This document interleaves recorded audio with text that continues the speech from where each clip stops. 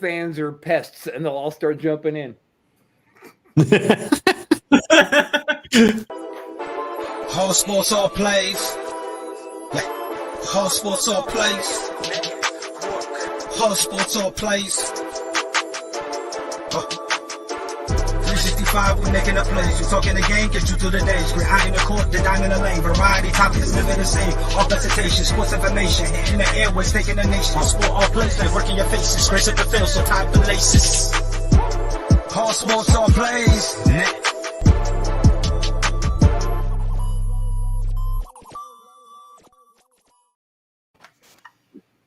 So this is how much of an idiot I am to get started. When you started your intro, first thing went through my head, I jumped up, I was like, hey, you're playing the wrong shit. Oh, wait, this isn't work. Never mind. Yeah. Welcome to ASAP Wrestling Hour. This is a interview type show. We have Rob Wiles, the Wild Thing, Wild Riles. We have Nate the Great, supposed to be the referee. We have Chris, the Pretty Boy Robinson. And I am your host, Ray Cruz. How y'all doing tonight? What's up, brother? Now, so I don't know what's what, but somebody promised me a pole dance from Chris. So what are we doing? Chris, where's your pole at, man? Gotta pull it out. For later. That's the main event. Oh, Jesus. That's the main I event. thought you were going to take your headset off and start dancing. No. No, that's the main event, man. That's not the curtain opener. Now, no. This was a few years ago. A few years ago, this was a Halloween costume, and I was actually a blind ref. But the point is that I have a pole from the blind ref. Okay. So, maybe I should mail that over sometime. The hell kind of ref are you? Every day of my life is a Halloween costume. Hold on. Yeah. Look back. Yeah. So wrestling, man. I used to dress up as Stone Cold Steve Austin a couple of times. You know, walk around, and then some of my family members thinks I look like John Cena. I call myself the Fat Cena. You know what, right? I've never noticed it, but yeah, you do look like Cena, especially with the hat on. Man, you guys catch any of what's the name of the show? Cena's new thing off his superhero movie he just did. Peacemaker. Yeah, you see any of the Peacemaker episodes yet? Not yet. I never heard John Cena say fuck, even when I knew him. And in that show, he says it like 19 times a show. He is vulgar. Yeah. Oh, sounds like somebody we knew. Who? Hey, cut that part out, cocksucker. Yeah, you better watch out. Rob's going to jump up there and tag the referee. You know? I'm good at bumping the referee. Yeah, I bump you through a mic. I'm a Jedi, don't you know? Jedi mind trick. Straight up do the force choke. Yeah. That's something that we do on our network. So don't sell it. That's ours exclusive. No, that's us all smoking too much weed during a podcast and getting very juvenile.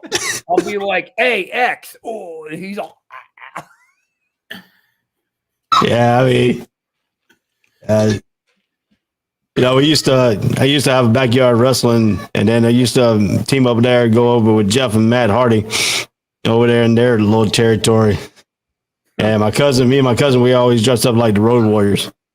I was Animal, he was Hog, and my cousin's crazy.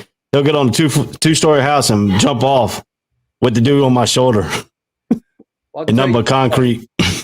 Hands down, the most painful bump I've ever taken from somebody else, not self-inflicted, besides Doug Damien throwing me off the bleachers. Fuck you, Doug. Besides that was the Doomsday. Dude, that hurt. You have no idea what a long drop it is off of Animal's shoulders until he you up. And you're like, oh. Because it's his body height and then your body height sitting on top of him.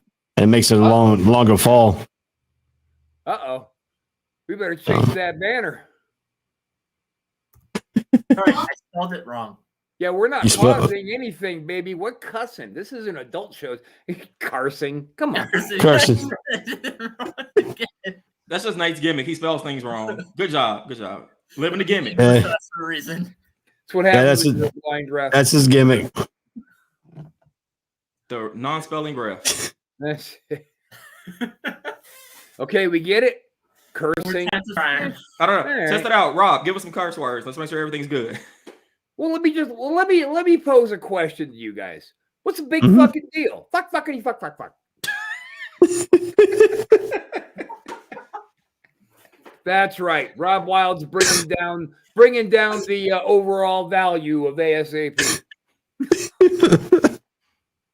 But you can get away with it because you're that famous person that used to wrestle and stuff. So everybody, figures that you're gonna have the potty mouth and stuff.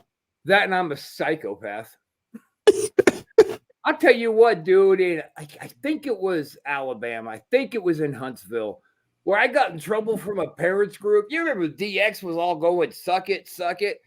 Yeah. I said, suck it down on TV, but I grabbed my cock when I did it. But these parents groups just went bonkers. Or he grabbed his genitals and said, suck it down. DX tells you to suck it 24 times a week. I say it once and you're bitching at me. Yeah. All right. So we got big Stevie Ray about to join us here. Is that there, Mr. Stevie Ray? How you doing? Oh, there's the superstar. Yeah. Can he hear us? Nope. No, he's got to put his headphones on. Oh, good. So he missed all those insults I just threw at him. Awesome. I think he's muted. Yeah, I got Okay. He should be unmuted himself. Okay. There you go. Now I can hear you. Can you hear us? Yeah. So how you doing there, Mr. Stevie Ray? One half of the Harlem Heat. Good, brother. Yeah, we got Rob Wild. Rob Wild's up in the upper corner for you. Move me Okay. down there. Put one star next to the other. I'll do this way. Let's do So I this just right ain't here. shit, huh? I just ain't shit, huh, Rob? Like I can't be here? There we go. We put the referee between y'all two. There you go. You could still be here. You're great. Just get out of my way is all I'm saying. Oh, okay. Stevie Ray, man, damn happy to finally have a chance to meet you. I've been a Harlem Heat mark for like 117 years, all the way back to Global, man. You guys were the tits. Appreciate it, brother. Appreciate Chris, I was it's great called to you be, the Harlem Heart announcers. Foundation. it. Yeah. Yeah. Yeah. Yeah, Yeah, whatever that is.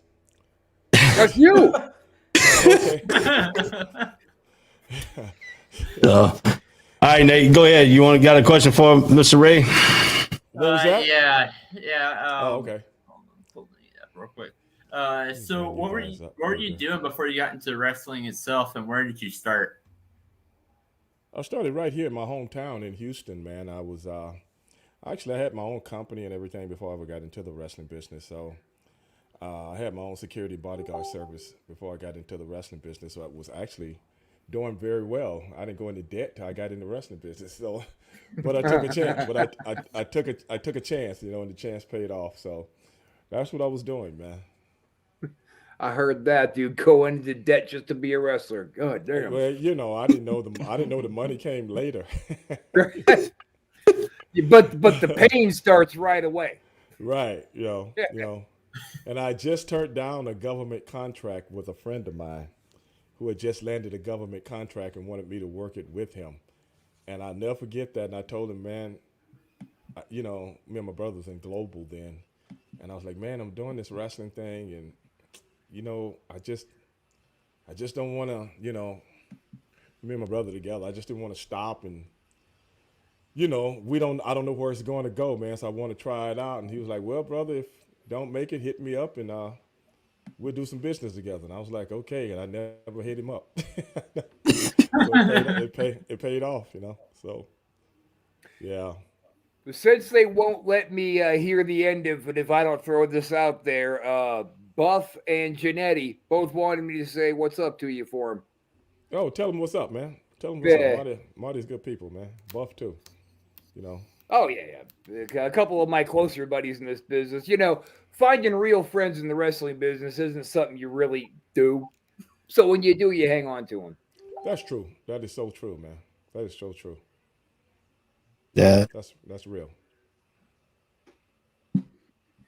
Dead air. So Dead air. I'm sorry. I'm sorry. I I'm got sorry a question that you off of want kind me of piggyback off of that. Okay. What made you want to get into wrestling yourself? I just want to try it out, bro. Just want to try it out, you know. I tried, when I was a kid, I tried out, karate, boxing, different things like that. So it was just something to do, man. And I still had, I remember Ivan Pusky used to work at the same gym I work at. He's like, oh, man, I'm opening a wrestling school. I want you guys to, you guys are interested in wrestling, man. I'm like, okay. And then That's almost exactly how he sounds. and then he, I remember seeing him in the gym one day, and he was like, hey, man, the school is open. You guys need to come by. So I went by, and, he gave me a walkthrough of the whole thing, and I went home and told my brother about it, and was like, okay, you try it, I'll try it. And that's how I started. Let me ask you this, because I got to say, dude, Stevie Ray, dude, still in shape, looking good. Were you guys always actually, I was at the gym, man. I forgot about the interview tonight. You had to go work out. I was at the gym, man. You guys told me he was coming just because I was here. What the hell? I schedule my interviews on Thursdays and Fridays when people want to do stuff with me. It's usually a Thursday or Friday. And I went to the gym late today because I was so busy, and I forgot, if something don't trigger it, I'm not thinking about it. So I'm sorry about that, man. So I hurried home, and I'm here. So well, either way, somehow it's Ray's fault. It ain't my fault. I mean, that's Jay's fault. Jay's the one that's talking in between. I'm just here, as the host of the Wrestle Hour here on ASAP, man. Hey, man, yeah, that's right. You just called yourself the host. Nobody likes a pussy that passes the buck there, buddy. Hey, I ain't passing nothing, man. I'm former military, so I don't pass really too much anything. So, Okay, that's cool. But what brand? Yeah, I got one thing here. Can you talk about the WCW 1993 War Games at Fall Brawl, September 19th, Harlem Heat, Vader, Sid Vicious versus Sting, British Bulldog, Dusty Rhodes, and Typhoon, aka the Shockmaster. What about it? Shockmaster. Poor Fred. God damn that Shockmaster. What do you want to know? Can you walk us through that match? How all that came about? With all due respect, I can't remember that shit, bro. Okay. I'm just curious. I'm sorry. With all due respect, I can't remember matches like, that I had them yesterday. Right. I remember how we got in the match. It was pretty much Sid's doing, but for me to remember, I don't even talk about matches and stuff because I can't remember. I mean, people ask me about stuff. They can remember things better than I do. I can remember a few matches, but to tell you like it was Mike Tyson versus Evander Holyfield 1996, no, I can't do that, bro. Yeah. We definitely remember Tyson Holyfield. No, I'm just saying because a boxing match only happens twice a year. You know what I'm saying? Right. Yeah. A big time boxer only boxes once or twice a year. So with me, you talking about a litany of matches. I don't even. I'm gonna be honest with you guys. I'm a little different than a lot of other guys because I never lived wrestling. I just did it. Right. I never lived it. I never took it home. When a match was over, I could give a shit what happened in that match because I got another one. I got another one the next night. Yep. Yeah. So I never wanted to clutter my mind with professional wrestling. Then I become professional wrestling. I never wanted to become professional wrestling. Right. I'm Stevie Ray. I got a fucking life, man. There you go. I'm not one of those revisionist history people. So with all due respect, I'm sorry I can't help you guys with that kind of stuff, but that ain't what. That's fine. That's fine. We got a lot more questions here. Yeah. Well, go ahead, Chris. You got some? In June 1993, you had a match. I'm just kidding. Now I know people. I remember Rick Rude. I used to talk to Rick Rude when Rick first came in, and he could tell stories about matches and towns and days and dates and years. And I would be like, how would somebody remember that, man? And Rick Rude was to tell these stories, man, and we would all be sitting down and listen. And it was just like when you was a kid listening to your grandmother tell you Hansel and Gretel or something like that. You know, it was like, and I'm like, I do not know how guys do that. I can't remember yesterday. But then when it's something that I'm interested in, people ask me about different things because I'm a sports buff and I'm a history buff. You know, like some guys asked me about Deacon Jones. Some guys was asking me about Deacon Jones the other day, former defensive end for the Los Angeles Rams. And they was trying to remember the guys he played with. And I was like, Marty it was Lundy, it was Roosevelt Greer, you know, and Marilyn Olsen. I said, that was a fairly moment. And they were like, who was the quarterback? And I was like, Roman Gabriel. Now, ask me how I remember that. I don't know. But when people ask me about stuff I did, I don't know nothing. I'm When kind they of ask me about other stuff, it's all in my head. I don't even know where it comes from. It's weird like that. So certain things I can remember, certain things I can't. So you hit and miss with me. It's hit and miss. Yeah. So, but the match, I don't. Matter of fact, I was doing my old podcast, Stand Up for Greatness, and we was talking about that match. I don't even remember the finish. My co-host had to tell me the finish. I was like, oh, is that what happened? I don't remember. I remember they went over, but I don't remember how. And then he said the Shockmaster came out. And I was like, he did? I'm like, okay.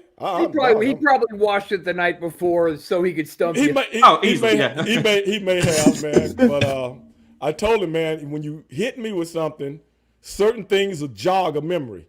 But if you ask me point blank, man, I'm dead. I'm sorry, I'm dead, man. So I'm sorry if that's what your show consists of. It's hit and miss with me, man. I'm gonna just tell you the truth. That's fine. I'm kind of the same way because, you know, I'm a big sports guy myself, especially on the NFL side. I remember the fact that Detroit Lions, they only have one playoff win since 1957, but I can't remember exactly what I did yesterday. Is that something? I was walking out of a restaurant today. I said, everybody cheer up. It's Friday, I think. I don't know. I've been getting a lot of cares. I mean, I hate to be like that, but I'll just be honest with you before you go down that rabbit hole. Some things I remember, some things I don't. If you got those kind of questions, I'm going to just tell you before we even go there.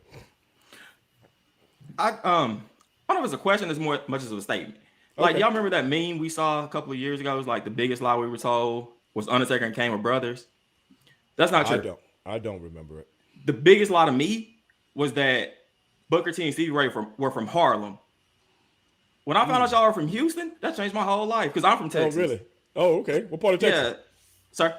What part of Texas? Marshall, like East Texas area, right next to Louisiana. I know what Marshall is. I know really? Is. Oh, yeah. No, nobody knows that. Oh, well, you've probably been to Shreveport a few times for shows and things. Yeah, I got family in Shreveport. Oh, okay. Yeah, I know what Marshall is. Love Louisiana. I grew up in DFW. Oh, really? But I grew up like that was always that's kind of what connected me to Harlem Heat though. It's just like, I mean, you find out. I mean, as a black guy watching wrestling, you know, that's not a common thing, especially in East Texas. So I see these two guys, they're on TV saying things, you know, one of your catchphrases was it's on like neck bone. Right. My mama says that. You really? Like you know, so like I connect immediately. And then I hear you from Texas. It's like, wow. You probably could hear the accent, you know. You probably could hear the Texas accent. You know, when I would go back and listen to some of the stuff, and I was like, oh man, that's a deep. I didn't really realize how deep my Texas accent was, so I really kind of started listening. I was like, man, I don't sound like nothing from back east, man. I sound country, man. You know. So I tried to clean it up a little bit, but you know, when you got a Texas accent, you got a Texas accent. It ain't going nowhere. You know. No. I lived in Texas for about a decade, moved there from California. Then I moved over to Pittsburgh. And when I got over to Pittsburgh, everybody's like, damn, we can hear you're Southern. I was like, really? It took on that fast? Damn. It don't take long, man. No. It does not take long, man. You know, you got people that move from the States to Great Britain, and they come back and you can hear, you know, you start taking on the accents that's around you every day. It's crazy. Yeah. It's certainly not even, for some it might be, but it's not a conscious thing. It's just right. happens. Exactly. Like I've worked really hard to not take on the Pittsburgher accent because that's about the ugliest goddamn accent I've ever heard. Yeah, I was born in Colorado and I grew up most of my life that I spent in Texas. I lived there for 17 years. And then moved here this last July out to West Coast Washington. Oh, that's where you are right now? Mm-hmm. Oh, okay. Okay. So I'm just kind of off of that though. So what made y'all go with Harlem Heat instead of like, Houston Heat or something like that? Actually, when we were doing the Ebony Experience, we used to say from 110th Street in Harlem. Mm-hmm. So that's where we just kept that. They want to call us like Chicago Heat, Miami Heat, some bullshit like that. And I was like, well, what about Harlem Heat? Because we do say we're from Harlem. That was where we were from, even back when we was Ebony Experience. And then that kind of stuck, man. So, we would rather have been the Ebony Experience. Oh, really? Yeah, we would rather have been the Ebony Experience because we had already made that a staple in the business. The Ebony Experience, we still could have been the Experience. We just would have been heels instead of baby faces. But some of the dumbass shit that went on in WCW is beyond any sane man's comprehension sometimes. So it worked out. Thank God I'm not the only foul-mouthed guy on here who's not afraid to cuss. These three pussies here, they barely even say, "Oh shoot, golly." No, I'm just a straight Rob. shooter. That's why you see that sign behind me. I mean, I just tell it like it is, man. They want to call. And that's one thing I always loved about your interviews too. Like just, as I said, growing up, looking at that on a promo, I was like, you could just tell that like this dude is legit. Like he's really gonna kick somebody's ass. Like, no, I mean it is what it is, man. I just like to if I'm having a candid conversation with somebody, I just like it to, that's the way I was raised, man. I was raised around a lot of different kind of people, put it like that, and it rubbed off on me, man. How'd you like the extra dynamic that Sherry brought when she came on with you guys? I'll put it like this. If I didn't like it, it wouldn't have happened. Well, that was a boring answer. No, I'm just going to be straight with you. If I didn't like it, me and my brother came, me and my brother and Sherry, they wanted to give us a manager, and we didn't want a manager. Because me and my brother was kind of anti-bullshit, you know what I'm saying? And by us being together, we knew our voices were stronger together. I'm just talking about it, professional wrestling from a business perspective right now, not from a fan looking at it from the outside looking in. I'm talking about it from a wrestler's perspective. I don't need a fucking manager.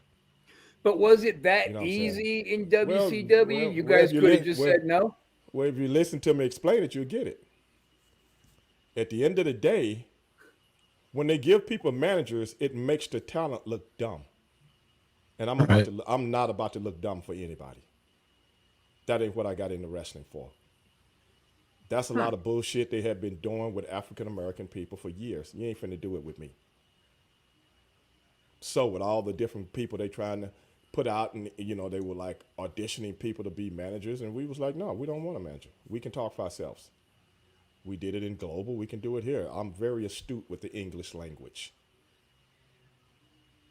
Sure. So at the end of the day, we wasn't going to have a manager. And then one day we saw Sherry. I think she was doing an angle or a program with Randy Savage and Hulk Hogan at the time. I can't remember. And I guess that program was over. And we was doing a TV taping somewhere. I can't remember. And we seen her at the building. And she was like, we always used to speak to her, say, hey, Sherry, how you doing, blah, blah, blah. I never really had engaged in any real conversation with her. And she was like, hey, I heard you guys are looking for a manager. And we was like, yeah, they were trying to give us a manager, but we ain't going with it. And then she said, well, what if I was your manager? And we was like, are you kidding? And she's like, no, what if I was a manager? And we was like, me and my brother looked at each other and like, that would work. That would work. Because you're talking about a white lady with two black guys.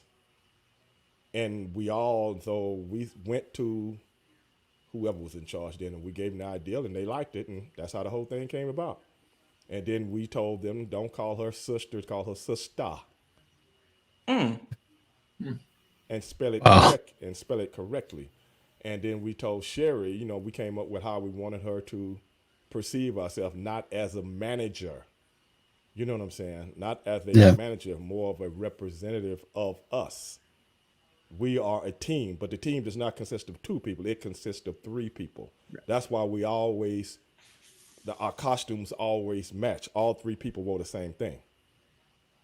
So you got to look at things from a business and an artistic perspective. And a lot of people in WCW you can't think for African-American culture. If you're white, you cannot think for African-American culture. That's not an insult, it's a fact. So we'll do it and see how y'all like it. And everything we came up with, they liked it. So that's how the whole thing happened. So when you were doing that kind of stuff, were you thinking like that? Like, you know, me and my brother, you know, we're the primarily, you know, the black guys that's on TV. Because, you know, WCW is primarily white. Are y'all thinking like, you know, there's this little kid in Marshall, Texas watching me? Well, no, I'm not thinking, like I said, I'm not thinking about it from a point of view like I'm thinking about the fans. I'm thinking about it from an artistic point of view. Mm-hmm. You know what I'm saying? If I'm writing a sitcom for a black family, I'm going to write it this way. If I'm writing a sitcom for a white family, I'm going to write it this way. I'm not going to write, if I'm a writer, I got to know as much about a black culture to do write a sitcom and make it make sense. Right. Or the audience is not going to accept it. So artistically, me and my brother were very good at that. We were just very good at coming up with those kind of things as it pertains to us, because we had already did this before we got here. Just like the Ebony, we came up with that. We came up with that name, and we came up with the garb that we wore, the way we worked as baby faces, so on and so forth. You know, with 2 things we told people, put it like this, and I don't say this to try to be disrespectful. I'm just telling you how it is. Cultures are different. You know, cultures are different if you study cultures. If you don't study cultures, then you don't know no more than what you see on television, what you see in magazines, what you read in, you know, permeated type articles and stuff like that. It's levels to this shit, man. If you want to be at the top. That's why you see Vince McMahon coming up with everything for his participants. Because they're good from the entertainment perspective. So when they put a gimmick on you, they go full tilt. Well, back in the day, guys came up with their own stuff. But like I say, I'm a minority. So if you're a minority, what do you know about the black culture? No more than what you've seen when you pass by. Or the old wrestling days when somebody's shucking and jiving and doing a fucking headbutt. Right. Now, like I said, I'm just being educational here. I'm not trying to be disrespectful and stuff like that. What you don't know is what you don't know. I've never been around the Vietnamese community no more than what I've seen on TV. So if I'm trying to get a perspective of Vietnamese, I got to go to them. So if you see based on the ahead. people that the common people you knew back then who worked for Vince when you were over in WCW, would you say that everybody kind of had that artistic freedom to choose what they were going to do more, or did you guys have that more in WCW? Frankly, with all due respect, I don't know and I don't care. I cared about Harlem Heat. That's it. Whatever going on with you, that's your deal. That's the entertainment business, bro. Whatever's going on with you, that's your thing. Why would I care about that? I'm not in a meeting when you in a meeting with somebody going over what you're doing. I'm not there. Those are the misconceptions that people in the wrestling world that are fans, those are misconceptions that you have. Because nobody's ever explained it to you. And I'm going to tell you right now, nobody's going to explain it to you the way I'm explaining it to you.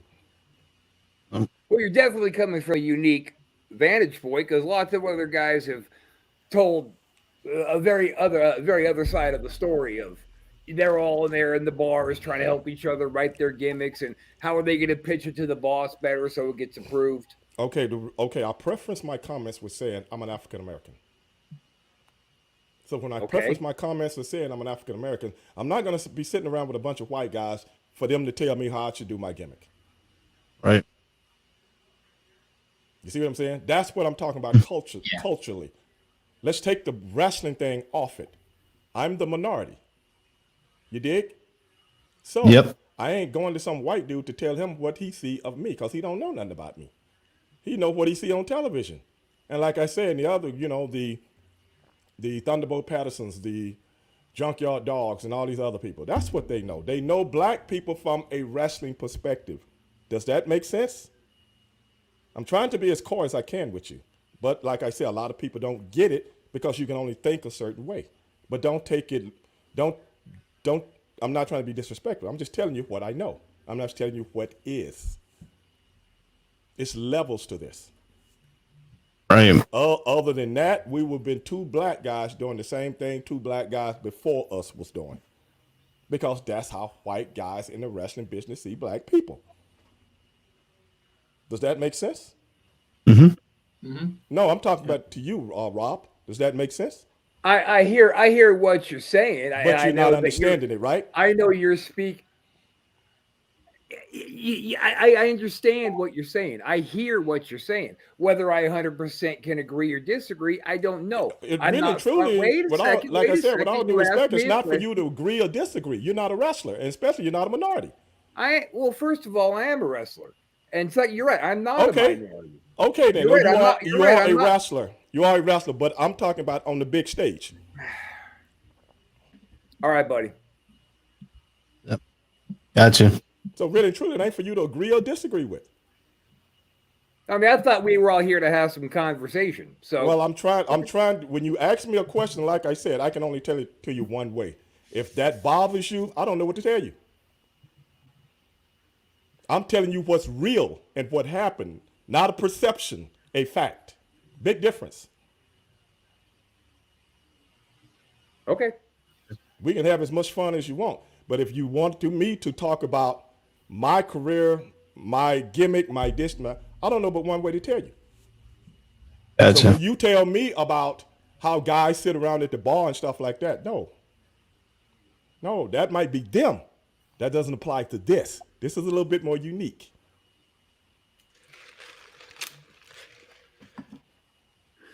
I understand that it's unique, and I'm not trying to question the words that you were saying. What I was trying to do was speak to you for the fans to hear on questions that I think they might have, and that was bringing up simply the differences in creative in WCW versus WWE. That was really it. I thought I answered that.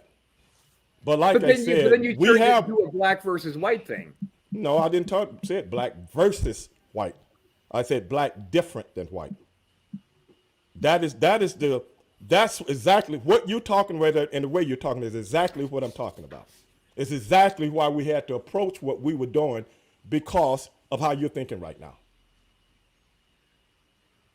That is why we had to approach the people in WCW this way to make them understand that. If not, they were thinking just like you're thinking right now. All right. Because they didn't get it. You got to realize we got a broad audience out there. We got a broad audience, and we want to come over to the whole audience, not just one part of the audience. We want to come over to the whole audience. I 120% agree with you. Right, and that's why we had to approach it from. That's why we couldn't have Sherry like I explained to you, walking out like she was the boss. She had to walk out, and we had to get with the Tony Schiavone and different announcers to say certain things, say this, say that, to try to get a certain perception over. Like I say, it's levels to this stuff, man. Sure. Especially when you coming from a different perspective. If not, they will have you doing something that looks totally idiotic as far as the African American wrestler goes. Now, if you want to make that black versus white, so be it. But it ain't black versus white. It's just black different than white. And I think that's how I meant it, but it feels like I'm being told like you don't know anything about anything, and I'm telling and I appreciate I don't know anything about what you and Book went through coming up to your territories, coming up to the bigs on TV. So I was curious about how the creativity, like when Sherry came on to your dynamic, was that your call? Was she placed? Because over with Vince, as we all know, like Rick Rude didn't want Bobby Heenan to be his manager, but it was forced on him. Well, that's what I'm saying. Vince, what WWE did, WWE is totally about entertainment. and you got one boss, and you got a last word. Whereas in WCW, and I thought that's what I was making clear, whereas in WCW, you have to be a little bit more creative. And a lot of guys, just because they're, go ahead. Because in WCW, was it booking by committee, or did you have to sell one person on it? Or did you just say, it all depends. We only had to sell a couple of people.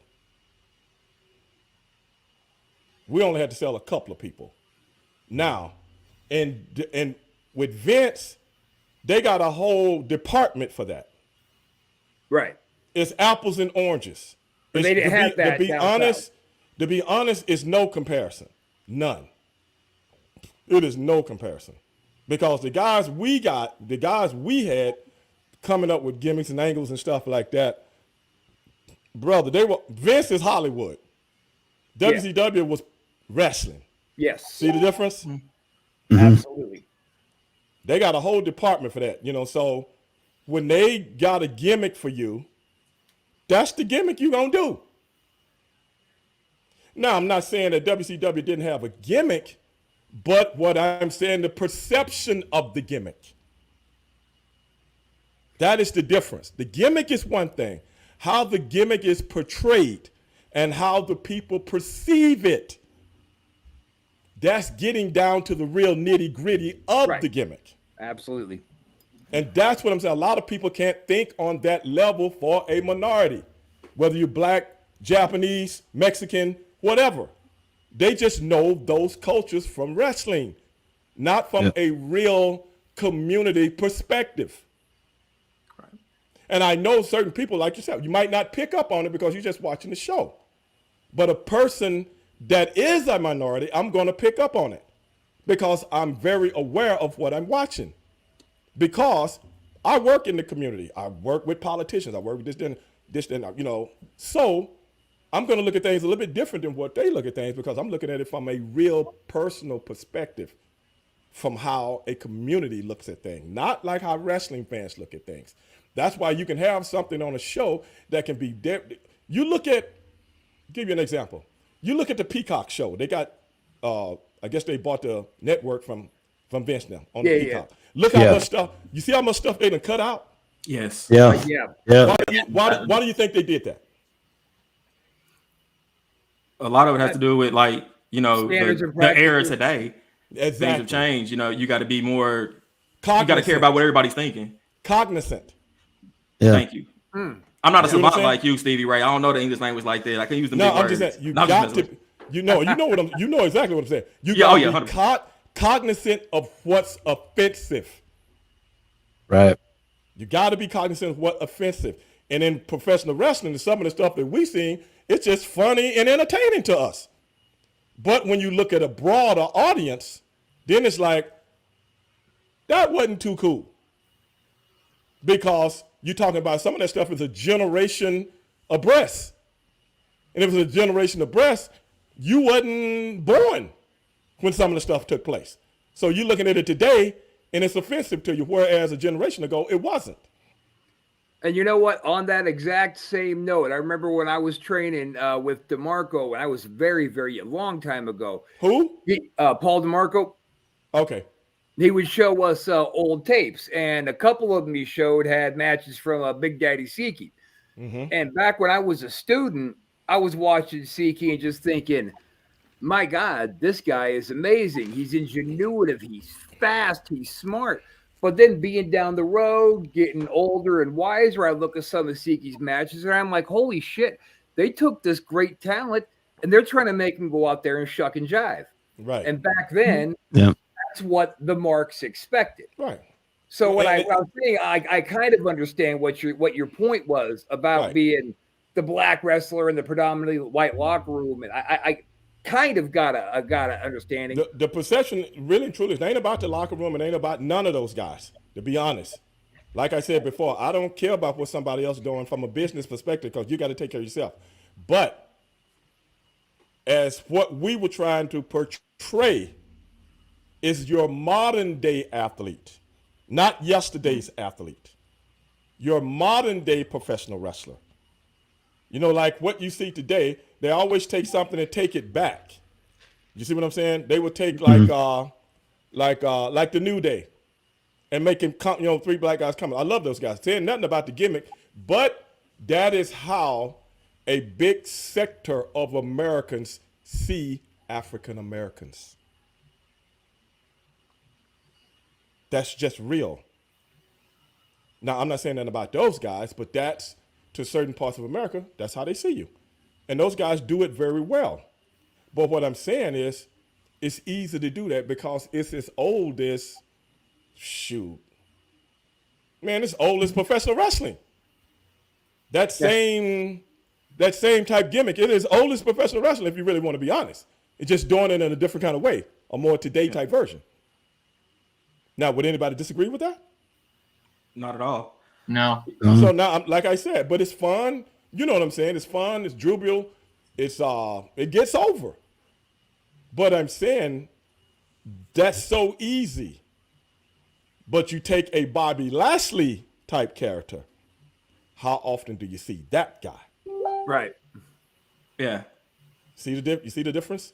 So, that is what me and my brother, using the word cognizant again, that is what we were aware of because we went through the same thing in global. We went through the same thing. We had to tell them the same thing. Nah, we don't do that. No, we don't do this. No, we don't do headbutts. No, we don't dance. No, we don't do this. But, we don't do that. And those guys were like, oh, really? Because from a wrestling perspective, that's all they knew. It ain't the fact that they was trying to insult us or nothing like that. They're just ignorant to the point that the world has changed or the world is changing.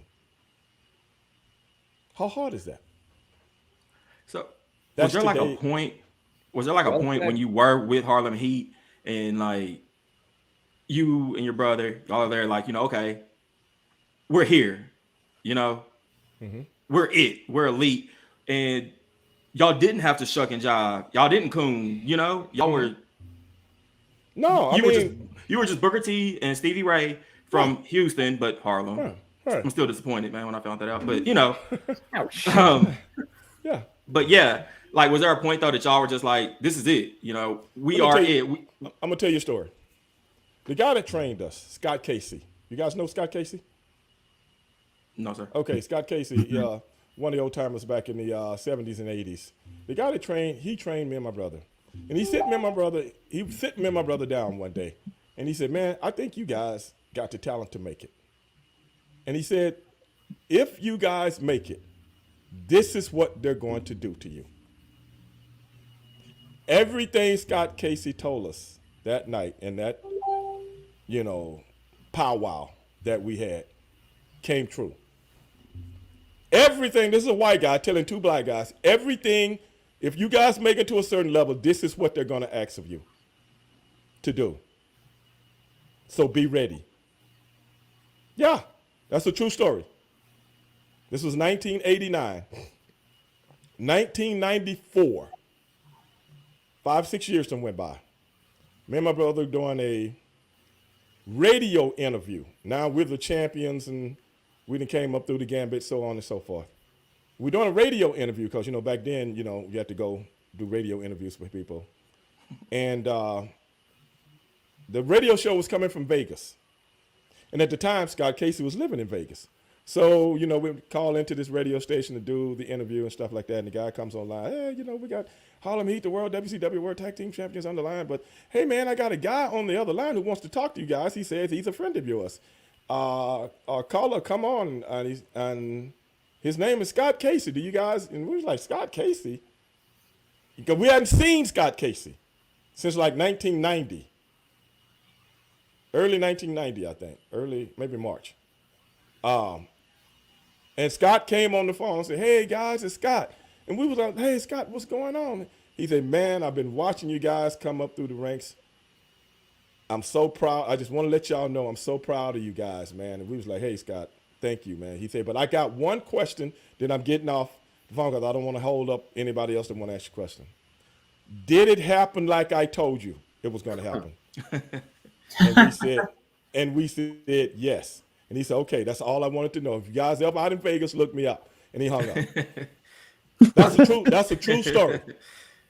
So having somebody in your formative wrestling years who was schooled enough about the business to be able to give you that heads up, do you think that made it a little bit like it was less of a shock factor when it happened? Was it more palatable, do you think, that if somebody hadn't warned you, you might have handled everything much differently? That's a great question. And I'm going to tell you the honest to God truth. It helped, especially when we first got to global. It helped. Good. Yeah, that's a great question. Nobody's ever put it in that context before. I would have to say so because I'm gonna tell you this is a true story right here. If you ever, it's almost like a movie because somebody in global, we hadn't experienced any of the tutelage, if you will, that Scott Casey gave us. We hadn't experienced any of it. And then one day in global, because they didn't, I'll tell you the global story some other time, and you'll put the context together as to what I'm talking about. If you knew the whole story, you really get it, but I'll just give you this little glimpse. The guy comes up to us and go, hey, man, blah, blah, blah. I ain't going to tell you what he said or nothing like that. Came up and then me and my brother, have you ever seen in the movies where two guys just kind of like look at each other? We kind of just like looked at each other like, okay, here it is. This is what Scott was talking about. You know what I'm saying? It's really happening. It's happening. You know what I'm saying? It's happening, man. And it's like, okay, he wasn't lying. That was the first indication. Many other things happened after that, but that was the first one. And we kind of looked at each other like, you know, it's almost like mama said this was going to happen, you know, when you're a kid, mama's, you know. And I'll never forget that, man. And it's like, we handled it, though. But that was the first time. Wasn't the last time, but that was the first time. And we were like, wow. So after a few of those through the years and so on and so forth, we couldn't do nothing but still tell Scott Casey. But the guy, I remember Scott Casey going back to the radio station and the radio call in. When God hung the phone up, the guy that hosted the show was like, what was that about? Do you care to share what that was about? You know? And me and my brother was like, nah, that's okay. You know what I'm saying? No lie. I still remember that. That stuff like that I can remember. I still remember that, bro. So that was crazy, man. But no, brother. We have that. Everybody coming into the business should have somebody like your Scott Casey or my Paul DeMarco who can really clue you in on just when this happens, not if. When this happens, yeah. Let me give you a little bit of cushion. Yeah, when he was telling, kind of going back to what you were saying, he was telling us something from a minority perspective. How many people you know would do that? Now there were other people like Black Bart, people like Johnny Mantel, Skandar Akbar, and different people like that we worked with. Gary Hart, you guys remember Gary Hart? Yes, sir. People like Gary Hart. Now they and a few others. I know I'm leaving some names out. And a few others schooled us on the business. If you see what I'm saying, the business side of things and what to look out for, so on and so forth. And that was great tutelage also. But Scott Casey. So by us being an artist, we had to have two of them. You see what I'm saying? We had to have two. One from a wrestling perspective and one from a minority perspective. So that's what was unique about it. You know, I had never really thought about it like that. But other people giving us advice and stuff like that, man. And those guys really helped us out, man, in a lot of ways. So that's why we approached WCW the way we did, from a business perspective and a minority perspective. Whereas most people just glad to be there. We were glad to be there, but we knew what we had to offer. So we would push the envelope a little bit. Whereas a lot of people are like, oh, well, whatever you want me to do, I'll do it. Not that we didn't do that, but we didn't want to look stupid doing it. It's a big difference. Regardless, you got to protect your stock. Right. Well, good. So someday if anybody ever says, hey, that Rob Wild is a real asshole, right? You could say, yeah, but he asked me one good question once. Yeah, very. I've never been asked that question. I never had anybody put it in that perspective before. But yeah, I mean, nothing against you or nothing like that. Like I said, I'm just real when it comes to talking about professional wrestling. It wasn't fun time for me, man. I love wrestling, but it was business to me, and I take any business that I'm doing very dead serious. But before you got into the business, you weren't one of those watch the Saturday Night Main Event kind of fans. You just saw an opportunity, so you moved with it. Did you then later on develop like a love for doing it? I mean, like I said, I love wrestling. If you see what I'm saying, I love wrestling, and I loved watching it on television. But like I said, I had my own business before I got into the wrestling business. So this was never fun time to me. I came up around pimps and hoes and things of that nature. So everything to me in my adult life has been dead serious. So I never cared about being famous. I never cared about all that kind of shit. I just wanted to wrestle and make some fucking money. Meet people, stuff like that. That was all good, but that's secondary. The main thing to me was getting out there and performing. I never knew, like my man Chris right here, I never even knew what kind of impact we were having on my own people. Until I started meeting people and people knew who I was, famous people. And I'm like, this sucker know me? Where you know me from? And my friends had to tell you, man, you don't realize a zillion people watch you every day. Well, I'm not thinking about that. I'm just thinking about, okay, we got to get in this ring, have this good match and stuff like that. You know what I'm saying? That's all I'm thinking about. Yeah. So, and then when I was time to go home, I never took wrestling home with me. I don't want to hear about it. I don't want people to talk. I don't want to talk about it. That's my job. I'm not a guy that want to come home and talk about my job. If I'm a plumber, I don't want to talk about what kind of fucking kitchen I tore up today. Gotcha. You know what I'm saying? I don't. So I don't want to talk about wrestling. So I never got on the phone with other wrestlers and talked about, gossiping about what's going on in the dressing room or this happened. I never cared. Even though I would hear stuff, I don't care. Let them people do that. Long as it don't bother me, I don't give a shit. Better you than me. Now that's just the way I was raised, though. So that's why I say that's when people ask me about interviews and stuff, I'm candid, man. There's a bunch of funny stories behind the scenes, but I'm just saying when you're asking me about my career, man, I took it very serious. Very serious. But I'm just trying to get out of here with my health, man. Yeah.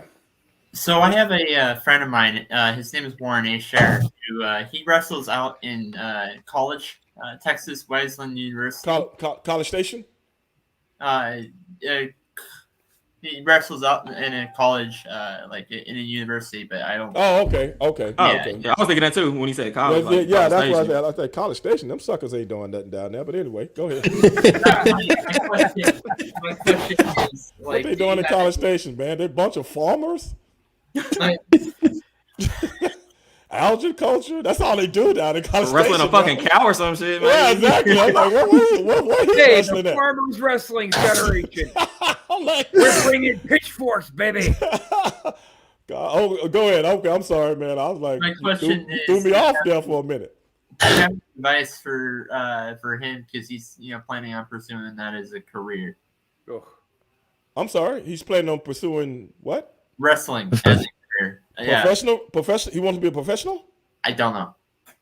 Or he wants to do collegiate stuff, or Greco-Roman or freestyle or something like that. I probably should have asked that, but I don't know. If he's asked, I would assume if he's asking you, he's talking about working. Yeah. Yeah. Well, you said what college is he going to? Texas Wesleyan University. Texas Pleasant. Wesleyan. Texas Western? No. I never heard of that college. Come on, man. Let's go through all of them. I feel like I've heard of it. There's a million colleges in Texas, man. I'll send it in the private chat. Yeah, it's in Fort Worth. I would tell him this. get his degree, Yes. and start his life. Get his degree and start his life. Yeah. Because if he ain't even in this business yet, and he in school, it's one thing if you're already in the business and you're working or training or something like that. But if you're in school and just thinking about something, I really couldn't give him no advice on the professional wrestling business. I really couldn't. Now, if he's in it and training, what was that again? I'll say if I could offer a little piece to go along with what you're saying, I would tell him if he is a big fan of professional wrestling, stay a fan. Because once you start doing it, you lose the magic. Like you pulled that eighth wall back. It's not fun anymore. I can't sit down and watch a full episode of anything without picking it apart in my head. It is no fun. Yeah, exactly. That's so true. That is so true. But he never said if he was a fan or not. Wow, why the hell else would he want to go pro? He just said he wanted to. No, I'm just saying. I know what you're saying, but I'm just saying I don't know if he is a fan. Maybe he just want to try something. Because, like I said, it's. Maybe I didn't say this. It's a different world out there today, man. This stuff is totally different now. In the wrestling schools, there's a zillion wrestling schools out there that have no credibility. That's, just taking money from people and stuff like that and promising the world because these kids see stuff on TV and they want to be the next Hulk Hogan and things of that nature. And I can get you on TV, kid. Yeah, exactly. And it's so different now, man. So I would tell him if he's thinking about going into professional wrestling to find a training center that's legitimate. That's legitimate, and you better be ready to sacrifice, man. You better be ready to sacrifice your life. I like your first point too of follow through, get that degree, make sure that wrestling is something you're doing for fun. Don't try to pay your cable bill on your last gig that you got $15 and a 6-pack of Pepsi for. And you know something, Rob? When I told you I just wanted to try it, that was my mentality. Yeah. The honest to God truth. That was my mentality. I never thought, I'm going to get into wrestling and become a big star. I just wanted to try it. And it was fun. Doing little shows like you said for $10, $15. Those were some of the fun times of my life. Mm-hmm. This is no lie. When it became a job, then my mind changed. Just like Rob was just talking about. Now this is a fun time. When your mortgage counts on you keeping your wrestling gig, all of a sudden it's not as much fun. You look at somebody across the ring who's having a really bad night, making you look bad, and you're like, dude, I'm not going to lose my fucking house because of you. Right. So that's why. So now you see why I had the mentality that I have. Well, you always have to have that sharper business outlook if you intend to even get on like public access TV in the wrestling business. Right. Because it's like you said, it's business now, and everything in my life depends on this. Everything. Yep. Because now I had to shut my business down. My business was doing good before I got in the wrestling business, and I took a chance. So I'm really worried about a lot of things. This got to work, man. It's got to work. And don't get me wrong, man. I had some good times and fun times, and we could talk about all of that. But the questions that you guys are asking as it pertains to my career, that's totally different. Because now you're talking about me specifically. Right. Yeah. Gotcha. Which is the whole point is whenever I interview somebody who's been all the way on my shows, I like to not only cut it up and act like a fool with these guys, but I really want to hear, and I want our listeners to hear what their personal experiences, what their personal outlook on business is. Because what you're saying right now is entertaining a lot of people, but it might be helping one or two people make I know what you're permanent saying. life decisions. Right. Well, like the behind the scenes stuff when it comes to a wrestling career. Wrestling is no business in anything. Nope. I mean, I know a lot of people can only think about it from a, good time, perspective. But a lot of times, man, if you really put everything in perspective, man, it's hard work, man. Yeah. It's hard work and sacrifice. And if you're not ready to do that, you're not going to be successful at it. One year I worked 317 days. Oh man. 1 year. I worked 1 year. That was the most I ever worked in 1 year. 317 days. Did they 1 have year. you guys doing many double shots throughout the week? You know, we didn't really do doubles back then. You just worked all the. It's so much TV to do, and there's so many house shows to do. Right. We didn't really do.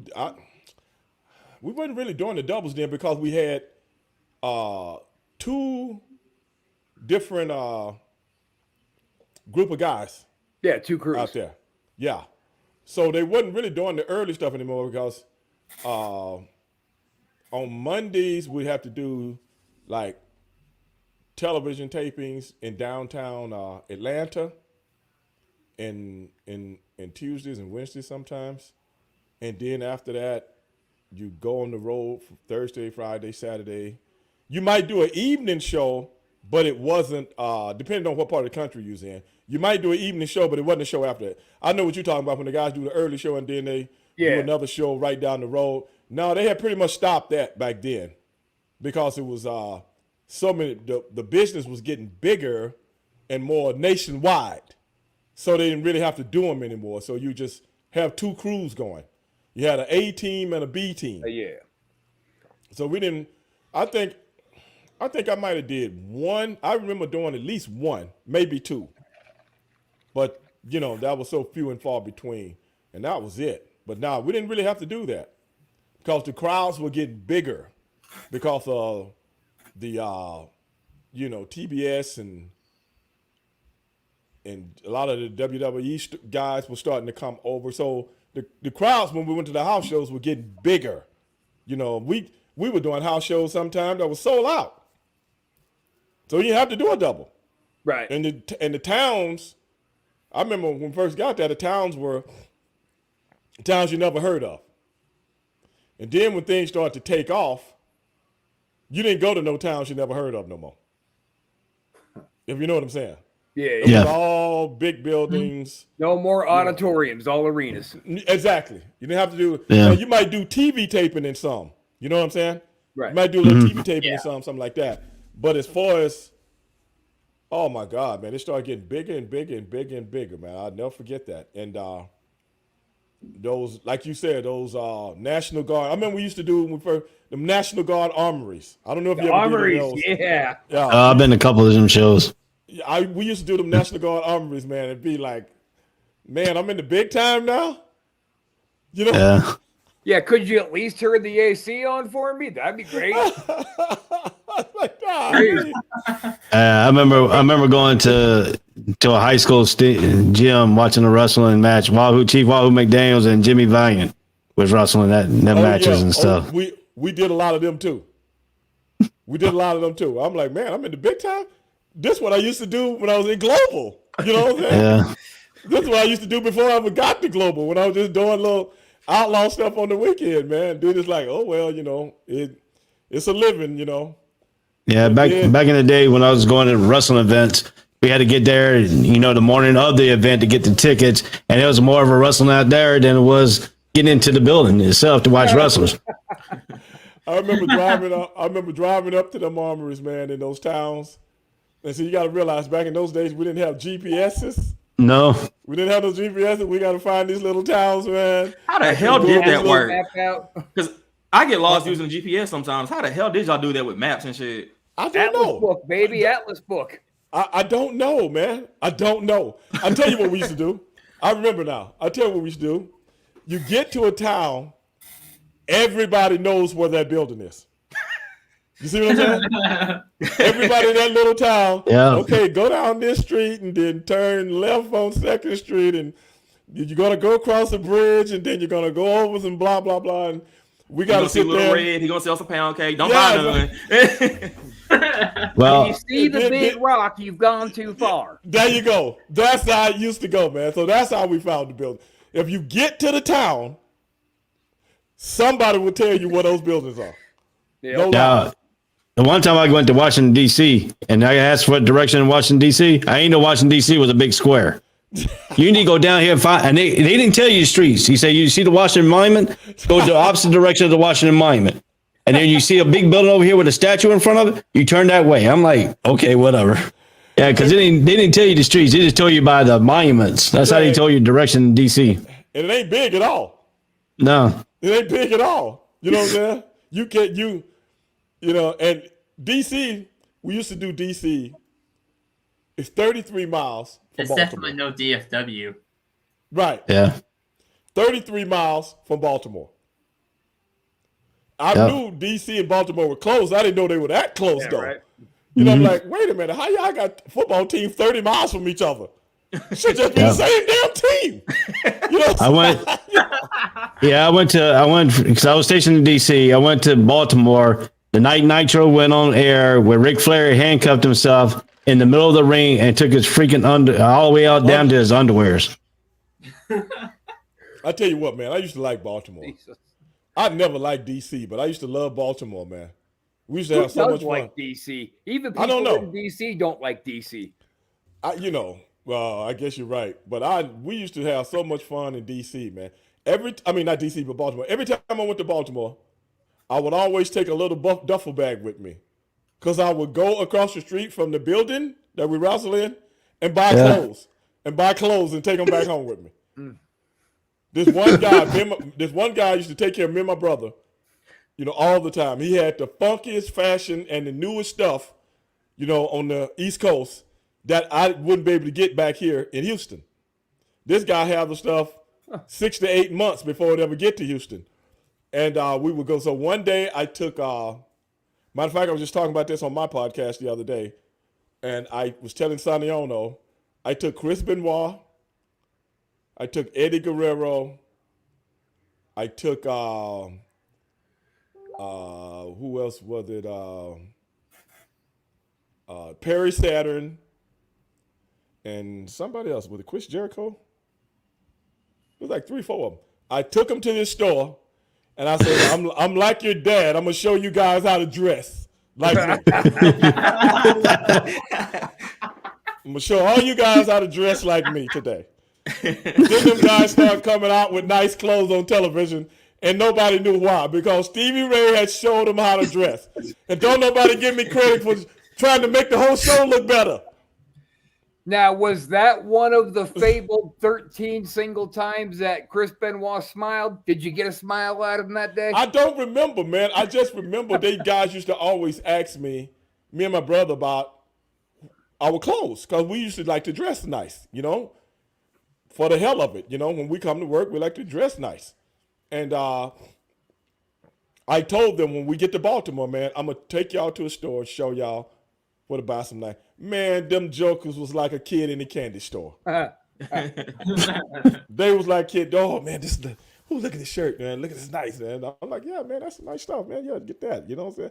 You remember that hat Perry Saturn used to wear? Yeah. Remember the leather beanie that he used to wear? Mm-hmm. Yeah. I bought that hat for him. Wow. Yeah, I bought that hat for him. He started wearing it on TV. He started wearing it. Thanks, Stevie, man. This really nice thing. Man, don't worry about it, bro. If I don't take care of my brothers, who will? You know what I'm saying? Perry was a hell of a nice guy, too. I haven't seen him in forever, but man, he's scary in person. He's cool people. He's cool people, man. But yeah. Man, Perry was always cool. Those are some of the things people don't know anything about. Yeah. Until today. Here on ASA. Well, now. Right. The day Stevie Ray in Baltimore, Maryland, took all those guys to the store where they sell the funky clothes at, okay, and dressed them. Dressed them.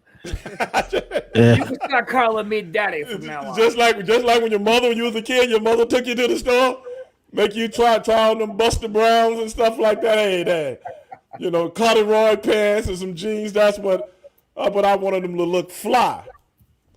And my man hooked him up, man.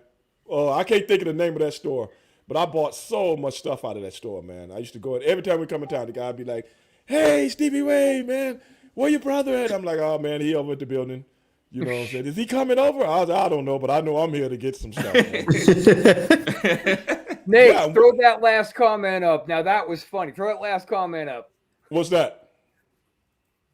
The Radicals had because of Stevie.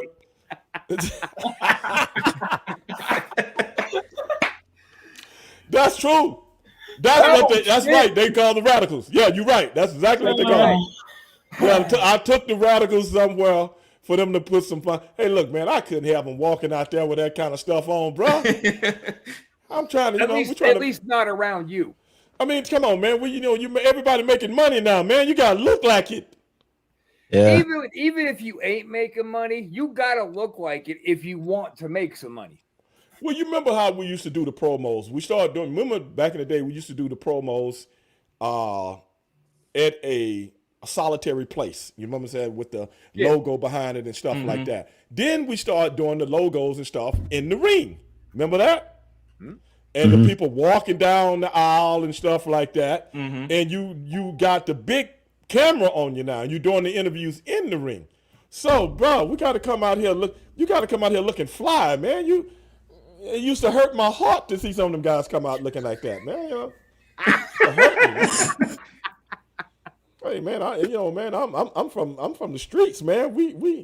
My man Chris know what I'm talking about, man. You can't go nowhere and just look like. Oh no. No, you know what I'm saying, man. You gotta ride in the funky car. You gotta have the music blasting. You know what I'm saying? You got to have the front clothes loud. You want people to see you, man. You know, I look like paper. There you go. I look like paper tonight, man. That's what you want the people to say. You've been aboard of hell. Hey Stevie, I've always wondered, did Vince ever come and try to snatch you all away? Yeah. I figured as much. I just wanted to ask. To be honest, one of the things that me and my brother always knew was how the wrestling business was. And one of the things that we would always talk about was, we know how this company is, man. You know what I'm saying? We know who runs this company, this, that, and the other, and that's all good, man. There's certain things in the business that you can't do anything about, but you at least got to try to protect yourself. Got to try to do that. So, with all that being said, what we were trying to do was get as much TV time as possible.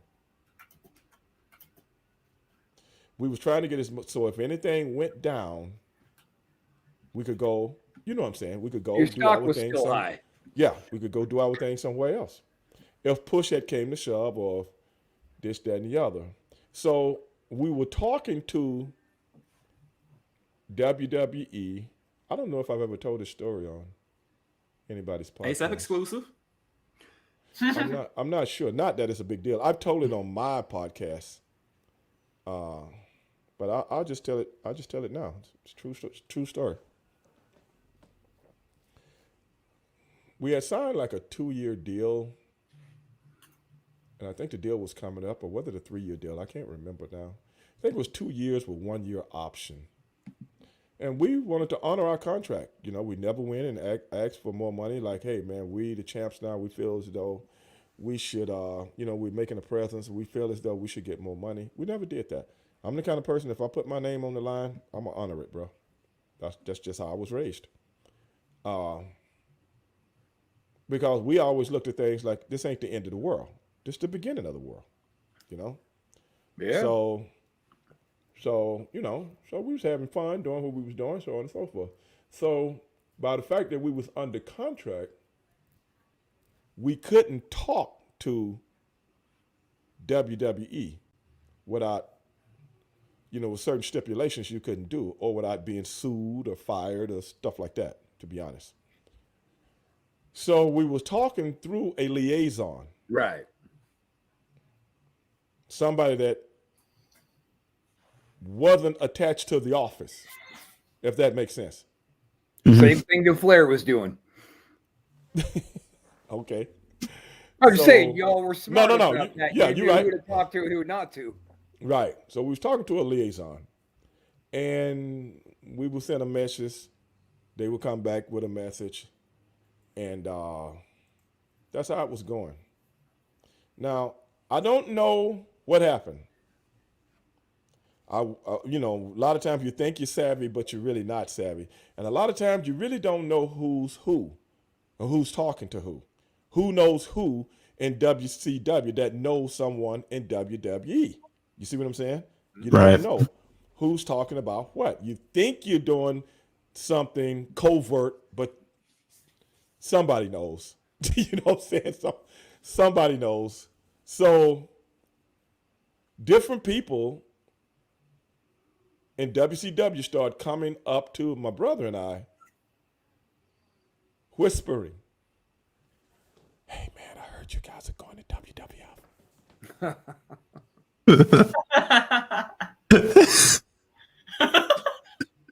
Son of a bitch. Well, you, brother, what? Nah, man, where you hear that at? That's just what I heard. You know, Right. another week go by, somebody else, hey Stevie, can I talk to you? Yeah, man, what's up? Hey man, I heard you guys are going to WWF. Brother, are you kidding me, man? Hey man, I'm good right where I'm at, bro. I'm like Nick Saban when he was coaching Miami. I already knew he was going to Alabama, but I ain't going nowhere. I ain't going nowhere, brothers. Yeah, I'm here to stay, dog. You know, I'm get this team fixed up. Next thing you know, in Alabama. Well, I thought you said so, but anyway, this is a true story. I don't know if I've ever told it before, but that went on for about a month, man. And I'm like, and me and my brother was looked at each other. And I asked my brother, man, I said, man, you getting the same thing? He said, yeah. I said, did you tell anybody anything? He's like, no, man. And I'm looking at my brother. I don't trust him. I'm looking at my brother. I wouldn't be surprised. I wouldn't be surprised if my brother dropped the day. He might be behind this whole thing. You know what I'm saying? I ain't lying, dog. You know, brother kind of canny like that. He wouldn't tell me if he did. You know what I'm saying? So I think my brother dropped a dime on the sly just so it start flowing through the dressing room. Right. Just to see where it was gonna go. So already called a ride. It's on the way. You got 10 minutes. After I'm out. I sent the information to your phone. Hey man, who's this? That's William. He's one of our other guys that came in a little bit late. Okay, then He's one of those crazy fans that hacked us. Okay. No. All of a sudden, one day, we get a call from Eric Bischoff. And Eric Bischoff calls us in the office. Because we got I think we got 7-8 months left on our contract. Everything was going well, you know. So we had to go to Eric Bischoff's office. Eric Bischoff pulled us in the office and say, you know, I just want to let you guys know you guys are doing a very good job, man. And, you know, appreciate your work and this, that, and the other. Everybody's into the gimmick and it's flowing very well. Get nothing but good compliments from everybody. So I'm going to tear your contracts up and give you a new contract. Nice. What? Eric, man, he was a savvy bastard. So we was like, that's okay. we were like, no, that's okay. We just want to, you know, play our contracts out, and you know, we got 8 months left, and we just want to play that. He's like, no, I'm tearing your contracts up. And I'm going to give. He wasn't offering you a raise. He just wanted to lock you longer. Yeah, he like, no, I'm tearing your contracts up. Wow. And I'm going to give you guys. If you could just do that, then in what sense is it a real contract? You know, well, our old contract, the one we was on, kind of standard. You know what I'm saying? Kind of standard. Mm-hmm. Okay, one of the standard ones. And it's kind of like football when you then signed a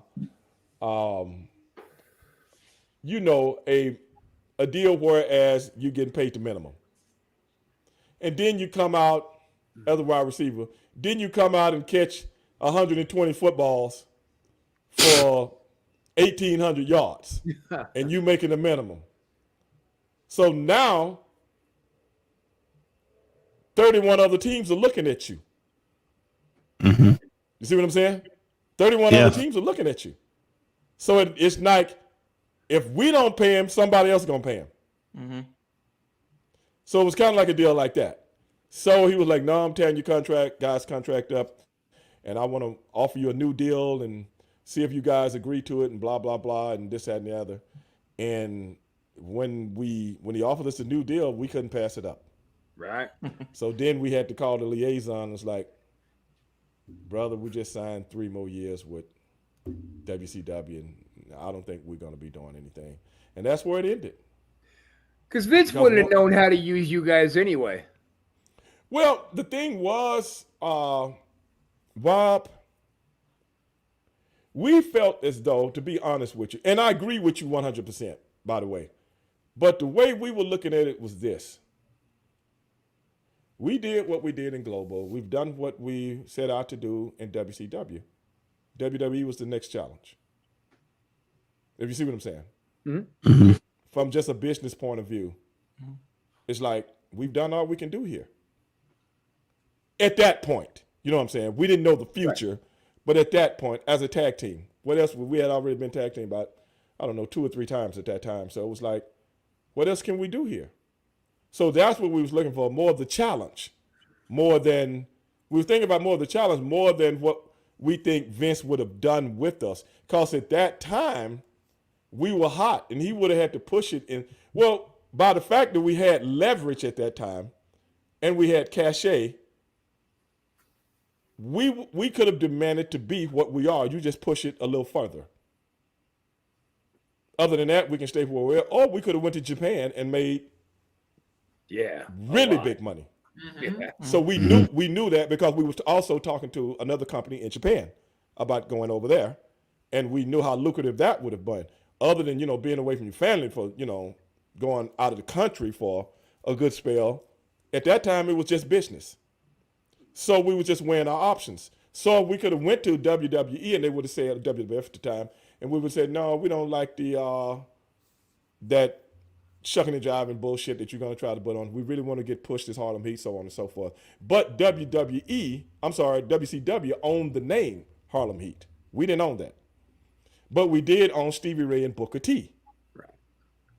So by them giving us the name, I don't know if we would have been able to take the name, which would have been something to deal with. But if you're good enough, you can get past that kind of stuff, So with all that being said, we were just looking for the next challenge.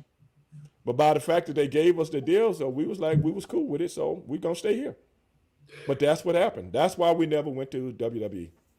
And getting a new contract with a bigger pay rate in the same company when they would try to maybe, if they didn't think you were trying to jump ship, they'd have been like, cool, let's re-sign the same bullshit contract.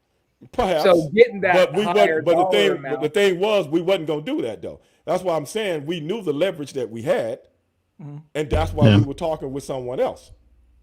And we knew we would have made way more money up there. We knew that. Way more money. I don't know how much we would have been working. Oh, most definitely, bro. Man, you had guys back then making that didn't do shit on the show. That I know for a fact because I know a lot of them. Oh. You know what I'm saying? I'm talking about regular gimmicks that you see, but never was pushed to that, you know what I'm saying? Right. At top level. Right. That was making that was making more money than we were making when we were in WCW and we were the fucking champs. Huh. And we never worked lower than semi-main event on any show. Unless it was a pay-per-view or something like that. Some of the pay-per-views are a little different than some of all the other shows. Yeah. Out of all the names that I've talked, the guys from TV that I've interviewed on my podcast, we've never once gone into financials like this. So this is really fascinating for me. Right. And I ain't calling the numbers, but I know for a fact because I know a lot of these guys and what kind of money they were making. Seriously. So, sorry, go ahead. So now I'm just saying that's what we was looking at. We was looking at, like I said, our options, the Japanese option, the WWE option, all that other stuff, I don't sweat all the other stuff as long as it ain't stupid. It's business. Right. And I'm trying to get paid. That's all. I'm just trying to get paid. All the other stuff I can deal with. But the money got to be right, man. Once you get to a certain level in any entertainment business, it's just business. Because I don't go back and look at my shit like a fan. You know, I'm like, hey, you know, look at that big high spot. Blah, blah. What? Shit, I got another fucking high spot to do tomorrow night. You know what I'm saying? And the night after that. But I got at the end of the week, I got to get that paper, dog. I mean, shit. Exactly. Then you done did all this shit and rode up and down the highway, flew all over the country for 30 days in a row, and then you get a check that ain't nothing. Shit, who want that, bro? Exactly. Yeah. No. Chasing that paper, man. Bro, you got to get your paper, Gotta bro. get your paper, Gotta get man. your paper, man. Just real quick passing thing for you guys, for all you guys, was briefly talking to Janetti. We did breach financials one time, kind of, with Janetti, and he's like, you know, I was on the road and we were never stopping, and he was back then doing the double shots. He's like, so then I would finally get like 2 days off. I'd go home, get out of bed the next morning, can't walk. Be cussing to the heavens and go, man, why am I doing this for a living? Then I go to the mailbox and pull out a check and go, oh yeah, that's why. Stevie, I want to ask you real quick, man, and I'm just getting in from work, so I wanted to quickly ask you about reality or wrestling. Hey man, be on time, man. And if these guys, and if these guys, be on time, dog. And if these guys ask you the question, please forgive me. I wanted to ask you about the Harlem Heat reunion in reality or wrestling. And how was it teaming back up with Booker T in the ring? Oh, it was cool, man. It was cool. We had a good time, man. We did that. You know, we promoted ourselves, and a lot of people did a deal out there in Pasadena, which is right outside of Houston. Actually, like a suburb of Houston, really. But yeah, we had a good time, man. A lot of people came down, a lot of pictures, and I just remember a lot of pictures and autographs, and you know, and the kids that we was working with, you know, they used to come down and do the rally wrestling show all the time. So it was cool, man. Something to do. It was cool. Because every now and then I would do a match, you know, on reality wrestling. Every now and then I come out of retirement and wrestle somebody, or come out of retirement and go down to New Orleans and wrestle somebody in Wildcats or something like that. So every 8 months or so, I'm come out of retirement and take on somebody, you know, you know, and do that. It was awesome. It was awesome to see you two back together again in the ring. It was awesome, man. Yeah, I appreciate that, man. But yeah, man, that's what it was. It was fun, man. It was really fun. It was really fun. So, how we were talking about earlier, you know, you never worked for Vince. How does it feel though going into the Hall of Fame for, you know, I know it's off your WCW career, but still, like, you're in the WWE Hall of Fame. How does that feel? Oh, it was great. It was really great. People used to ask me about Hall of Fame all the time. And I'm like, man, I don't even keep up with the Hall of Fame. I went, I'm going to tell you the truth. This is another true story. I was at WrestleCon. I think that was 18 maybe, 17, 18, 19. I can't remember. It was in Orlando. You remember that one? Yeah. Yeah. And I don't know who asked me to come to the Hall of Fame. And I'm like saying, man, I done signed autographs all day. I do going to sit up and listen to people talk. I would just like to say, I would like to thank this person. And I'm like, and don't fall asleep because the camera will go right to you, brother. I'm gonna tell you right now, I wanted to fall asleep. It was killing. This shit was killing me. I know it had to be tough, bro. I know it had to be tough. I'm like, golly, why did I agree to come to this, man? I could be out with the boys tonight, man. Yeah, right. Oh yeah, most deaf. I know it had to be tough. I used to have a couple of honeys in Orlando. I could have looked them up. Hey, Steve, you know Blackjack Mulligan? Yeah. Yeah, when I was talking to him a couple of weeks after he was put in the Hall of Fame, and I said, "So was it like awesome? He goes, you know, it was a good payday. It was a nice hotel. They gave me some stupid fucking plaque that I left in the hotel to go home." That's hilarious. That guy, everything that guy says is funny. Every other thing. Blackjack is a funny dude, bro. Yeah. You know, he was working in WCW when we first got there. Yeah. Yeah. And that's a cool dude, man. God rest his soul. He's worked everywhere. He's a He good man. spouts off weird ass shit in New Zealand that he goes and works. Like, Right. wow.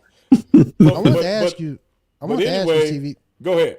I want to ask you, did you ever get a chance, and I think you did if memory serves correctly, but I want to be sure. Did you get a chance to work with Bobby Eaton at all? Recipes? Yeah. How was that experience with Bobby? I love Bobby. I love him in that Express, man.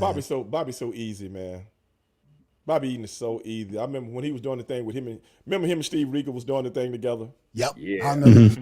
Yeah. And we worked with him. We did a couple of programs on the road with him and stuff like that. We didn't do nothing but laugh in the house shows. We didn't do nothing but laugh. It was and have fun. Him and Regal, I'm cool with both of them. We didn't do nothing but just act a fool for about 30 minutes. We didn't do nothing but act a fool and do a lot of dramatization type stuff in the match and stuff. Because they was heels and me and my brother were baby faces. Yep. And some of the stuff we would laugh it was, oh my God, man. I hadn't even really thought about that until you just brought this up, man. I had forgotten all about it. But we had so much fun working together. Because me and my brother used to admire the Midnight Express. Yeah. Back in the day, we used to real. admire back when they was in Mid-South and all that stuff. Him and Dennis Condrey, you know what I'm saying? And a lot of the stuff that me and my brother did, we were trying to do an inverted version of the Midnight Express back in the day. Back when we was in Global, when we were in Global and stuff like that. So we wanted to be not their style, but their presence. Right. From a babyface perspective, you know. Gotcha. So, and because they just had an aura about them, you know, they just had an aura about them, and it was such a, it was so cool to get in the ring with him because Bobby was always cool with us, even though we hadn't even worked with him. But we always used to have just cool conversations and, you know, just fucking with each other.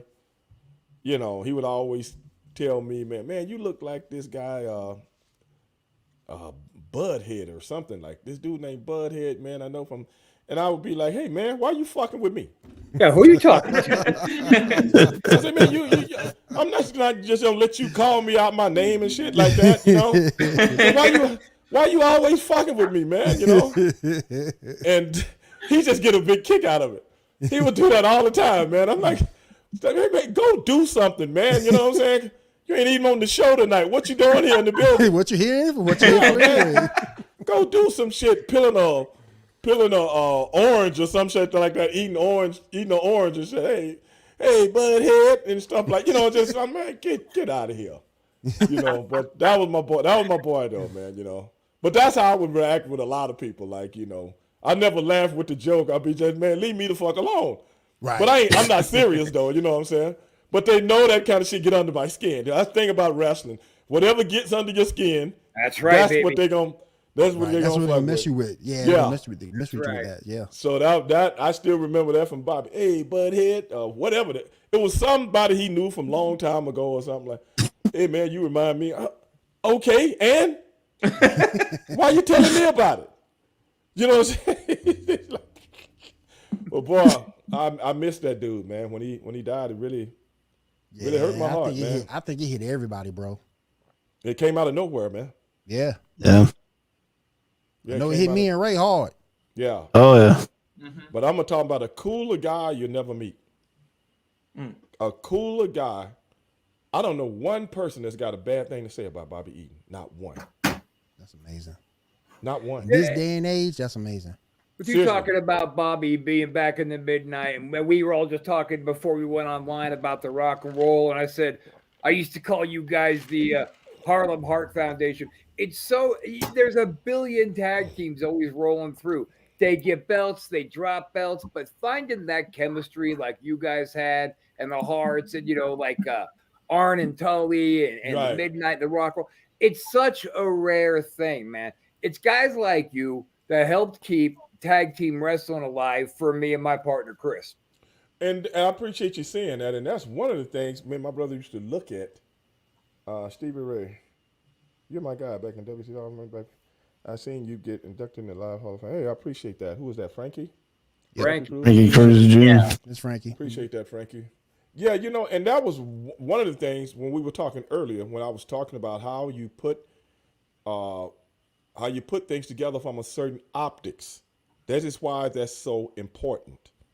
That's why it's so important. The optics make such a big difference.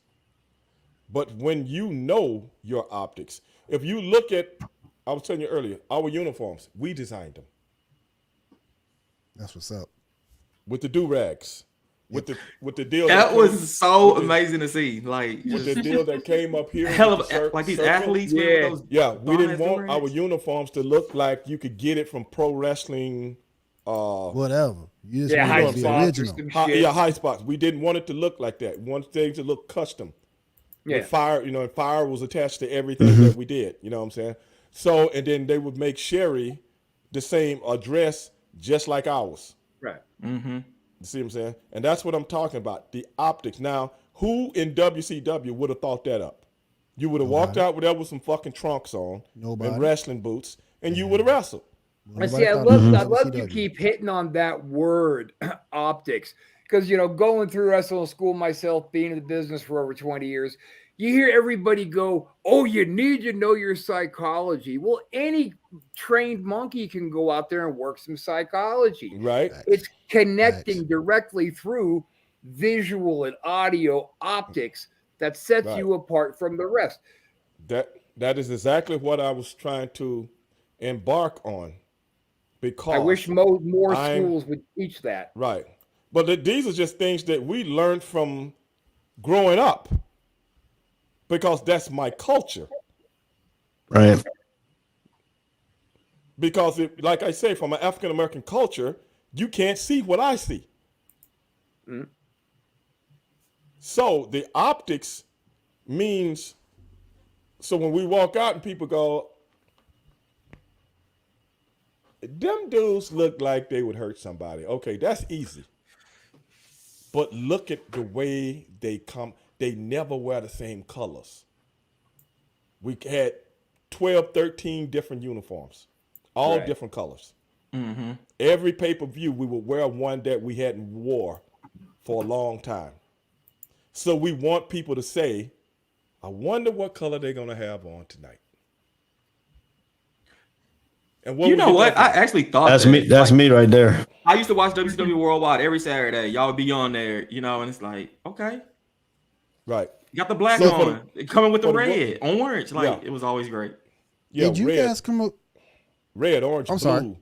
Red, orange, blue, gray, white. There was purple. Black. We had two different blacks. Purple.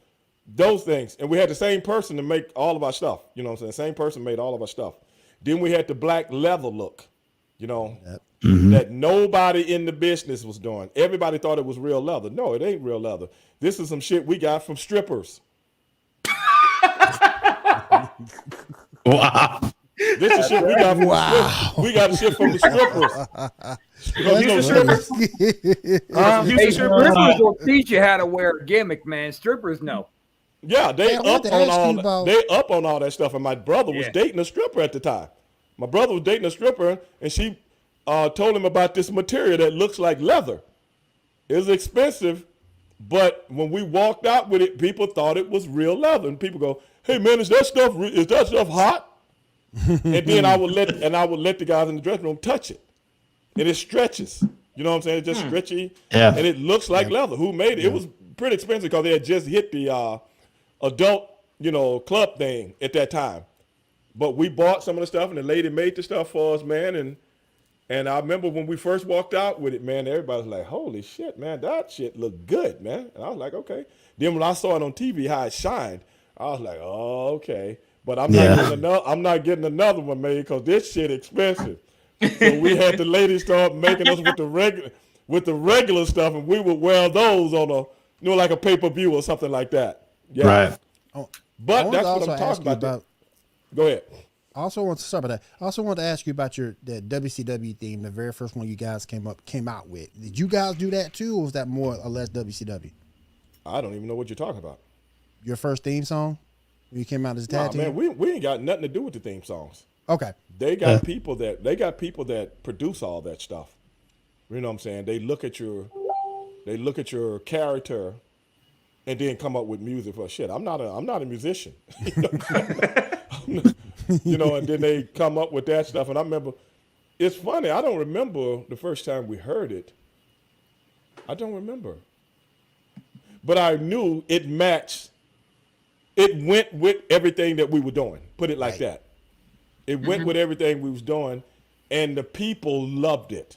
Yeah, the crowd really. So that's what I'm talking about. Like I say, anybody can put on some boots, tights, tape on your wrist, tape on your fingers, and come out. That's easy. But like my man said, when you're trying to make a mark, and we know nobody's going to think for you, they just want you to wrestle. We're thinking about the entertainment part of the business. Right. So we come up watching musical entertainers. I used to work a lot of concerts and stuff like that. And somebody might have 2 shows, and these guys will come out with yellow suits on in the first show and come out with red suits on in the second show, whoever the group may be. And you go, damn, that's nice. So that's where we got the idea from, to always have different colors. Right. So you set you apart from everybody. And like I said, WCW is about wrestling, not about the entertainment part of the wrestling business. And you can get caught in that if you don't know how to think. If you don't know how to think for yourself, you can get caught up in it. Yeah. You look at the guys that came that had really, you know, and you know, we come up watching stuff like Liberace. You know what I'm saying? Remember Liberace played the piano? Yeah. Yep. All the different glitzy stuff. I heard a rumor he's gay. He might be. I don't know. Oh, man. He might be. I know one thing. He made a shitload of money, and people wanted to see him. Exactly. Yeah. I know that. He can. I was just ripping it off an old. Yeah, I know what you're saying. I know everybody know. Everybody know that. But what I'm saying, if you really think about it, the flamboyant people like that. People want to see them just because they're so flamboyant, Right. and so colorful. It's so many. He It's was still such a brilliant musician. Anyway, that drew a whole other sector. right. Oh, yeah. But it's a lot of guys can play a piano, Right. but they ain't Liberace. That's right. Yeah. Amen to that, bro. Amen. There's a lot of tag teams, but they ain't Harlem Heat. That's my point. Exactly. So that's what I'm saying when I was explaining to you earlier. It's levels to this, and we knew the levels to it if we wanted to set ourselves apart from what's going on in WCW right now. So to us, it's a bigger picture. And if we let these guys think for us, that we're going to look just like everybody else. Right. Mm-hmm. You can't do that. So we invested into ourselves and our look. And it was If the you guys Harlem really Heat look. think about it, what he's saying is exactly the same attitude that like some of the greats, Ric Flair, Randy Savage, both, they are always changing their look. They're always upgrading. They're always raising their own personal stock. Yeah. Right. That interest is so important. Yep. That interest, that first look, you want people, like I said, you want people saying, you know, when that music started playing, you want people to stand up and go, there they are. That's right. We know who's coming. And just you based on remember that first note. You remember we would always take our time getting to the ring. You ever notice that? Yep. Talking Don't shit. never hurry. They talking so much shit on the camera. Right. I've never seen you guys run to the ring or anything. Never. You guys take your time getting there. No, because we want people to think we run this. Right. Like I said, it's all attitude, it's all coerced. It's all put together for a reason. And like I said, talk more shit than y'all. And like I said, the way you ever notice how we talk shit to the camera? Yes. We did it in succession, like we practiced it. We never just talked and blah blah blah. He over here blah blah. He would say something, stop. Then I would say something, stop. Then we do like that, one after another. Yeah. And I was all planned. We did, and that's what I'm saying. We have been around the entertainment business, and we in the entertainment, so we bring in entertainment to professional wrestling in a different kind of way. I think, and that's what, like I say, culturally, oh my God, people loved it. I think the funniest thing that I've ever seen you do is when you did commentary. You killed it, man. Every time I saw you on Thunder, you killed it, man. Hey, I appreciate that, man. A lot of You people don't know, killed it, man. man. That's With what I everything actually. you said, my brother, the world champ, my brother. Dude, like just the things that you would say just anytime on the mic. Anything These come off fruit the booties. dome, I loved Yeah, it, it was man. funny. Like when you said fruit booties, man. Like Fruit Booties was amazing. That what? was He funny. said what? Fruit booties. You were amazing on commentary, man. Hey, I Oh my appreciate that, man. goodness. A lot of people don't know. I used to be a DJ. Really? Yeah. Okay. That's what I actually wanted to go to school for. I wanted to be in the radio when I first got out of high school. Now, Wanted is to be in that the when radio. you came up with fruit booty? That was No, amazing. Fruit Booty was some buddies of mine used to say that to each other all the time. I remember you cut a promo with Some Booker. buddies, huh? I remember you cut a little interview with Booker. You called Booker a fruit boot. I said, "Come on, man, that's your brother, man." I think anybody can be a fruit booty, man. I just saying, you're a punk. You know what I'm saying? It's just saying, without saying punk, you call him a fruit booty. But That's actually more insulting, man. You would call me a punk. Don't call me a fruit booty. Or what? Yeah, that's some straight up jail shit right there. Some buddies used to say that to each other, and I just thought it was so funny. So one day I said it on television, and it just came out of nowhere. I don't even know if I told my buddy I was going to steal it. I stole it from a buddy of mine, and I said it on, and it took off, and I kept saying it. Then I had to stop saying it. Oh, They came to me and said, "Well, Stevie Ray, like standards and practices. They want to know what does fruit booty mean?" I said, "Man, it don't really mean nothing. It's just some stuff that some buddies of mine. I never asked them what it meant. You know what I'm saying? I just like they just said it." I would have picked said, it up man, from that's a new cereal. Don't worry about it. And they was like, "Well, standards and practice don't want you to say it anymore." I'm like, "Oh, really?" It was kind of like when The Rock would call somebody a candy ass. Mm-hmm. Yeah. But fruit booty was before candy ass. right, Mm-hmm. right. And they didn't stop him from saying that. Yeah. And I still I mean, think if we're gonna be You gotta honest, think about it, though. fruit You was a whole booty different sounds dynamic like than The Rock, a Stevie. I homophobic mean, that was a whole you was different scaring dynamic people. from The Rock, man. But yeah, because No, I you came out would always, fruit booty is the last thing I would say. Down good for nothing, fruit booty. There you go. There you go. And that would be the last thing put emphasis on the fruit booty, man. Yeah. Man, I've always said that you're the blueprint from the modern day big man. Because when I saw you, you did some things back then that I never saw a big man do. You come off the top rope, doing things like that. I might come up the second rope. I thought it was the top. My brother come off the top. I come off the second. Okay. I could have swore you came down to. I let him break his. I let him break his neck. I let him break his neck and his arm or shoulders or feet or knees or something like that.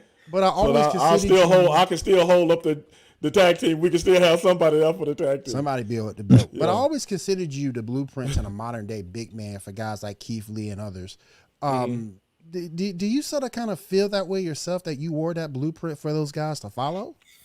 Actually, man, the blueprint that we were trying to leave is that when you get in this business, you got to carry yourself a certain way. The same thing I was telling these guys before you came on with certain things that you just don't bow down to and know your value. Because like I've always tell people, people, athletics don't slow down for anybody. We had a very concerted effort to never work like each other. That was the one thing. Me and my brother looked at how, going back to the entertainment spectrum, he was Kobe Bryant, I was Shaquille O'Neal. You don't try to be a center, I won't try to be a guard. Okay. So that's what we tried to bring to professional wrestling. Whereas most tag teams, they're similar. You know what I'm saying? Mm-hmm. Whether it be the Midnight Express, whether it be the Rock and Roll Express, whether it be the Fantastics, whether it be the Wold Warriors, so on and so forth. They always had a similarity. Well, me and my brothers didn't want to have, the only similarities that we wanted people to see was they dressed the same. Right. That was it. Like Arn and Tully, kind of. Similar, yeah. Yeah. Because they didn't really work the same. They just worked brilliantly together. Right. So that's what we were trying to bring, you know what I'm saying, to the forefront. Mm-hmm. Something that people hadn't seen.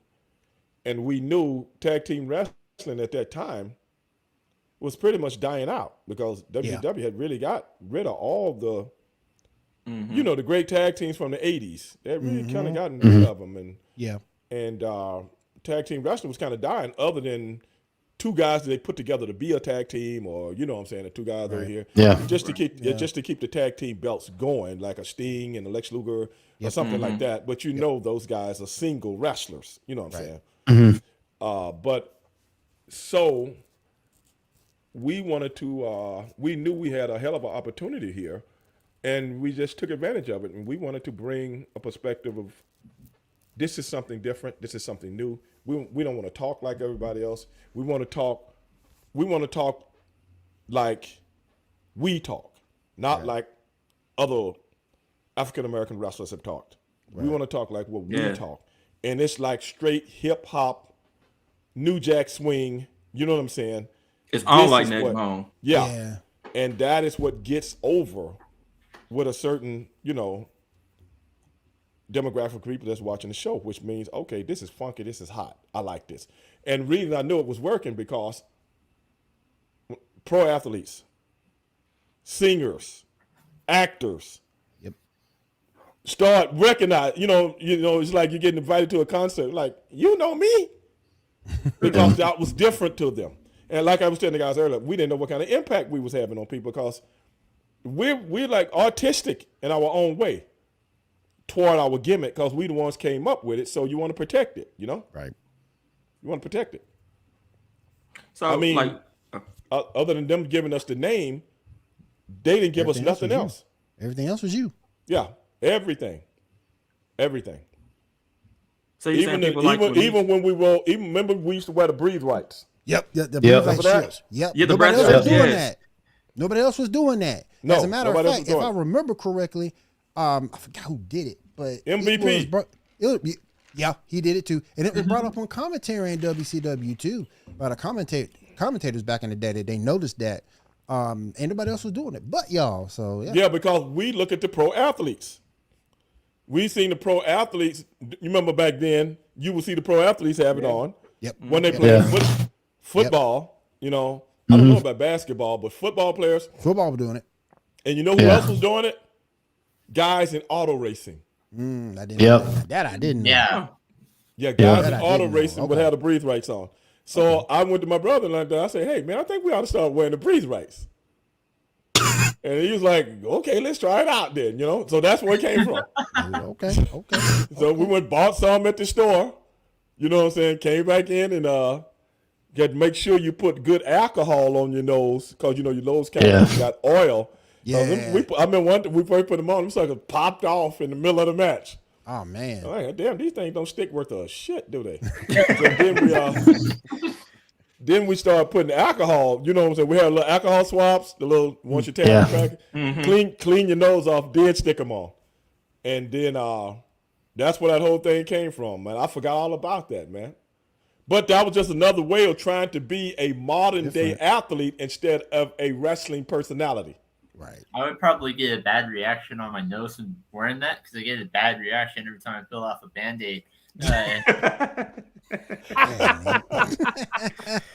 Well, these things don't stick like a Band-Aid. Oh my goodness. But I don't, you know, what they're supposed to do is keep you from snoring. Yeah, and that was the original intent. Right, they're supposed to open your passages up. Yep. You know, when you put them on, they're supposed to open your and athletes leave them to make them breathe better. Yeah. But I'm like, people just asking, man, do them things help? And I'm like, I don't know, because I don't even know if I'm snoring, I'm asleep. You know, so I don't know. But in the match, I don't know. I just like the optics. We were just warm because it made us look different, not that they make you breathe better. I don't know if they did or didn't. You don't see nobody wearing them nowadays, so I guess they didn't work. Yeah. You know, it's also an ego thing. I think people go, "Oh, you know, this is my money maker. I don't want to put anything on it." But that thing, we didn't care. We came out with shades on, breathe rights on, do rags on, Yep. and the uniforms, man. And if you guys ever noticed, whenever we got in the ring, we would get right in the face of our opponent. Yeah. That's true. Still talking shit. Right in their face, like, hey, you want my belt, punk? You want my belt? Come get it. Because that's more of what you would see in other sports where people not a good sport. We not a good sport. You know what I'm saying? Where these guys stay over here and these guys stay over here. We would get right and even push them in the chest. You know what I'm saying? Like, get off me, you know. And even we would never tell the guys that we wrestled we was gonna do that. Because we want a real reaction. Yeah. Right. Yeah. If I tell you I'm gonna push you in the chest, then you're gonna be waiting for it. Yeah. But if I do it only work the first time, because next time we get in the ring, you're gonna be waiting for. You're gonna be like, okay, I know you're gonna try to push me in the chest, and I'm gonna push your ass right back.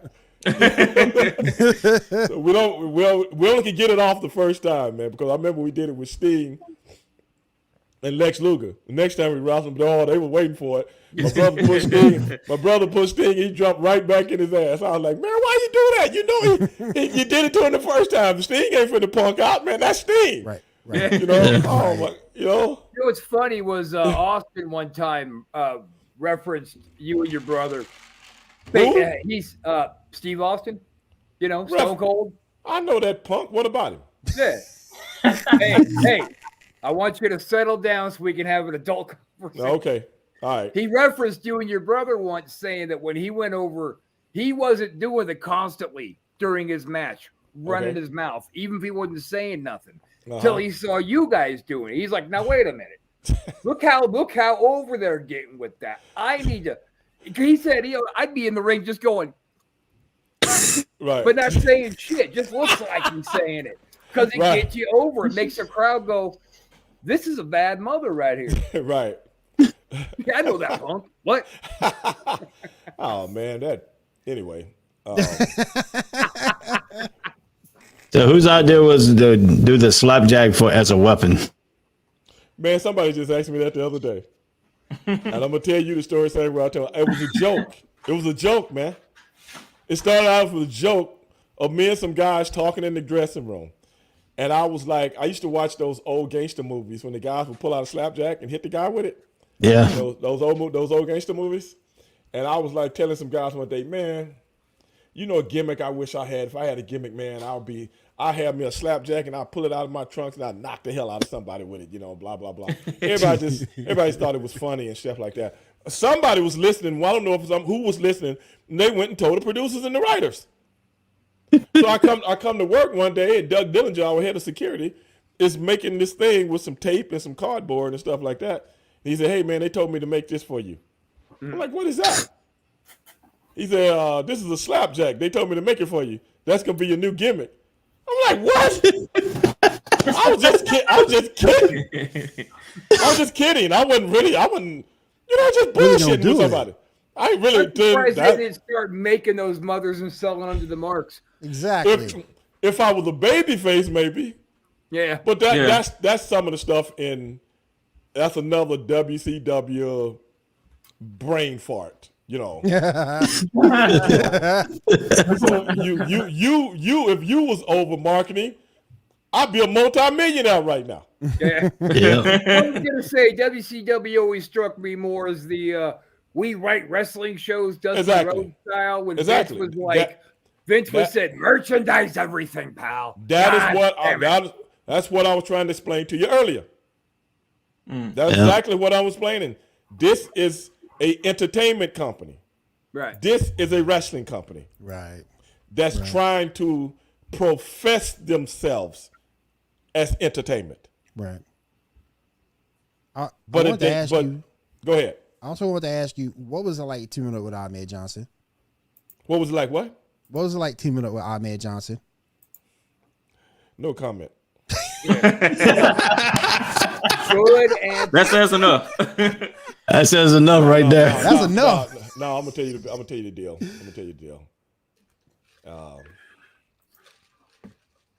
Ahmed and I knew each other years before we got into the wrestling business.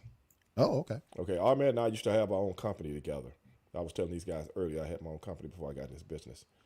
And So we were friends, man. You know, outside. Me and Ahmed, you know, we did a lot of stuff together, man. But the thing about when he came to what I was trying to do at the time was I didn't want to do the Harlem Heat thing anymore. I was really just tired, artistically, just tired. I just wanted to do something else. And what I wanted to do was help my brother get a babyface push because I think he was worthy of his work, just as worthy as anybody in that company. So what my whole deal was to do an angle with my brother to get him over as a babyface, as a fighting babyface. That's why we came up with the deal where we had the, you know, who had the rights to Harlem Heat, who had the rights to the music, who had the rights to the letter T, and all these different things. Do you know I wrote that whole program? Oh wow! Oh, Cool. That's amazing. Yes, That's pretty cool. even the vignette that we did, I wrote that also. wow. Well, with me in the neighborhood talking about my brother, you know, he done forgot about where he came from and all this kind of stuff. I wrote that whole thing. I would go to Vince Russo and give him my ideas as to how I wanted the angle to go, and Vince would write them in, and that's how we were doing. Wow. Okay. Wow. Yes, because what I was trying to do was get the empathy for my brother. Like Stevie Ray done brought in his buddy. He done took the Harlem Heat name and this, that, and the other, and so on and so forth. But see, like I said, I'm thinking business. Right. This ain't fun time. This ain't romper room for me. Right. Okay, I'm trying to go to the next level in this business because I want to work behind the business. Right. So I'm trying to put myself in that position, Right. to work behind the business and show these people I know what I'm doing artistically. I can think. I didn't know at the time, but I can think outside the box and I can think down. I'm just good at it. Not trying to, you know, pat myself on the back, but I'm good at coming up with ideas. I was just good at it. Why? I don't know. Like all the names of the finishes and stuff we did, I came up with all of them. Like the Harlem Hangover, Towering Inferno, Harlem Hangover, all these kind of things. You know what I'm saying? So a lot of times when you're in the artistic world, you don't know how artistic you are until you get in that world. Right. You know, as an actor, you don't know. As an actor, you don't know how artistic you are. Next thing you know, you're directing now, but you didn't know you had that in you until you're around it enough, and you start to see it and study it. It's still the entertainment business. So how can I do this and help my buddy, you know, help my friend make some money at the same time because of what he had went through up in WWE? So that's how I went to Vince, and I said, Vince, I got this idea. And I gave him the whole idea, and he's like, man, I like that. He said, well, who would do it with you? I said, what about Ahmed Johnson? He was like, yeah, man, I worked with Ahmed up in WWE, man. He was always a good guy. You think he'll come in and want to do it? I said, I know he will. So I explained everything to Ahmed, you know what I'm saying? But everybody got their own agendas, man. So it worked for a while, but after that, it didn't work anymore. And they came to me and they was like, hey, man, you know, this, that, and the other. I'm not going to get so much detail in it, but you guys can use your imagination. Yeah. And We got you. And it was nothing more I could do. Because, like, you know, the thing is about, if I said it once, I said it 1,000 times, man, get your paper. Yeah. Fuck, I ain't got time for bullshit, Get your man. money, Get man. your paper, bro. That's in the Bible. Get your money, man. What's funny is you brought up this ain't romper room. Back when I used to work for Alex Knight, he used to always get pissed off with the boys and be like, look, man, I ain't Captain Kangaroo. Grow the fuck up. You know, I mean, man. It is what it is, man. I mean, you can't go into the wrestling. Once you get to a certain level of the wrestling business, you gotta leave all the bullshit. Fuck the bullshit. Right. Fuck all that. You can't do nothing. I can't save the world. I'm not Jesus Christ. Right. But what I can do is what I can do. That's all I can do. So I'm gonna concentrate on that. Right. Because this shit ain't forever. Yeah. It ain't forever. I'm trying to get my shit and get the fuck out of here with my health and my life. Yep. We see what happens to professional wrestlers, bro. This shit ain't, Yes. you know, it's not hidden to the public. We see what this business does to people.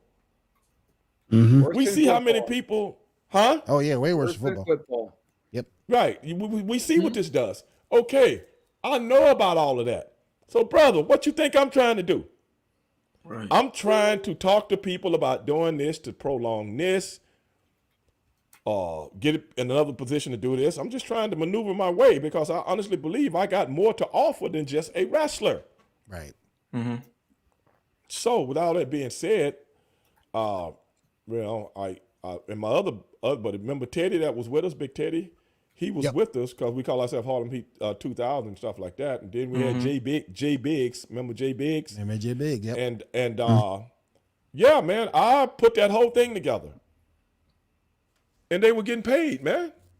Yeah. But then, you know, once that one cog messed up Everything. the whole system, it don't work no more. You see what I'm saying? Yeah. Now it doesn't work, so now what they want. Yeah. Now they got to scrap the whole thing. But we got as much out of it as we possibly could. I remember somebody just made a video on it and put it on YouTube, and somebody sent it to me, and I put on there. Man, I don't even remember all. I said I didn't even remember all of this stuff, but didn't know everything in that video. I came up with all the ideas for it. So I was like, go ahead. Oh, I was good. I was going to complete off. Earlier, you know, you were talking about like celebrities and things would come up to you, and you know, you'd be like, "Man, wow, you know me." What celebrity was Stevie Ray starstruck by? Muhammad Ali. I saw that picture of him and Booker. Muhammad Ali. Not even a hesitation. You knew that one right then. Boom. Right after rip. Yeah, that was because we didn't know it was going to happen.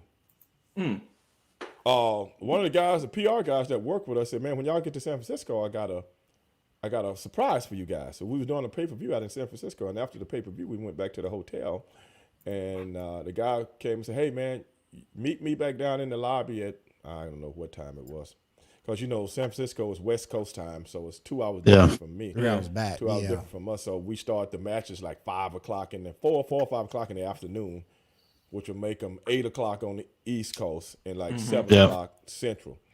So by the time we get through, you know what I'm saying, it's still early out there. It's still like 8 o'clock, something like that. Whereas usually we start the show at 8 o'clock, you know, going to 11 or something like that. So it was still kind of early. So he said, "Hey, meet me in the lobby, and I got a surprise for you guys." So we met him back down in the lobby, changed clothes, and we met him back down in the lobby. And we got into a vehicle, and they took us over to this hotel downtown. And nobody in the damn hotel. You know, one is kind of like this, kind of eerie. The Shining. You know, I mean, but it's downtown, you know, so so we get on the elevator and we go up, start going up. Then we get to the top, and you got to put a card in to keep going. So we get on, like, okay, what's this? What is this shit? What is he doing? So we get to the floor that we're going to, and nothing but suites and stuff. We walk to this door. Our PR guy knocks on the door, and he said, "Hey, man, I'll be back in 30 minutes. I'm getting some feedback back in somebody's. Get some feedback in my headphones. But anyway, Me and my brother, he walks away. Me and my brother looking at each other like, what kind of gimmick is this? Because I ain't seen one person in this hotel. Not even the dude behind the gimmick. I ain't even seen him. So I'm like, this is some kind of bars call off shit, man. What the hell? Good evening. Then the door, yeah, I'm serious, bro. then the door opens, and it's Muhammad Ali. Wow. Wow. What was your reaction? That's what I want to know too. Oh, I can't even remember I'm like, the champ. I mean, we didn't say nothing. We tried to stay cool about it, you know. And he was like, Right. hey, come on in. Me and my brother looked at each other like. So we walked in and, hey, have a seat, man. You know, y'all want something to drink? No, dog. What's going on, man? You know what I'm saying? So we started talking. He just sit down. We just started talking and this, that, and the other. He's a big fan. He's a big fan. We didn't know. He's a big wrestling fan anyway, but he was a big fan of ours, and we didn't know. So we just sit there and talked, and he did magic tricks and all kind of different stuff. And get out of here! Yeah, magic tricks. Yeah, that's awesome. He does all kind of magic tricks and stuff.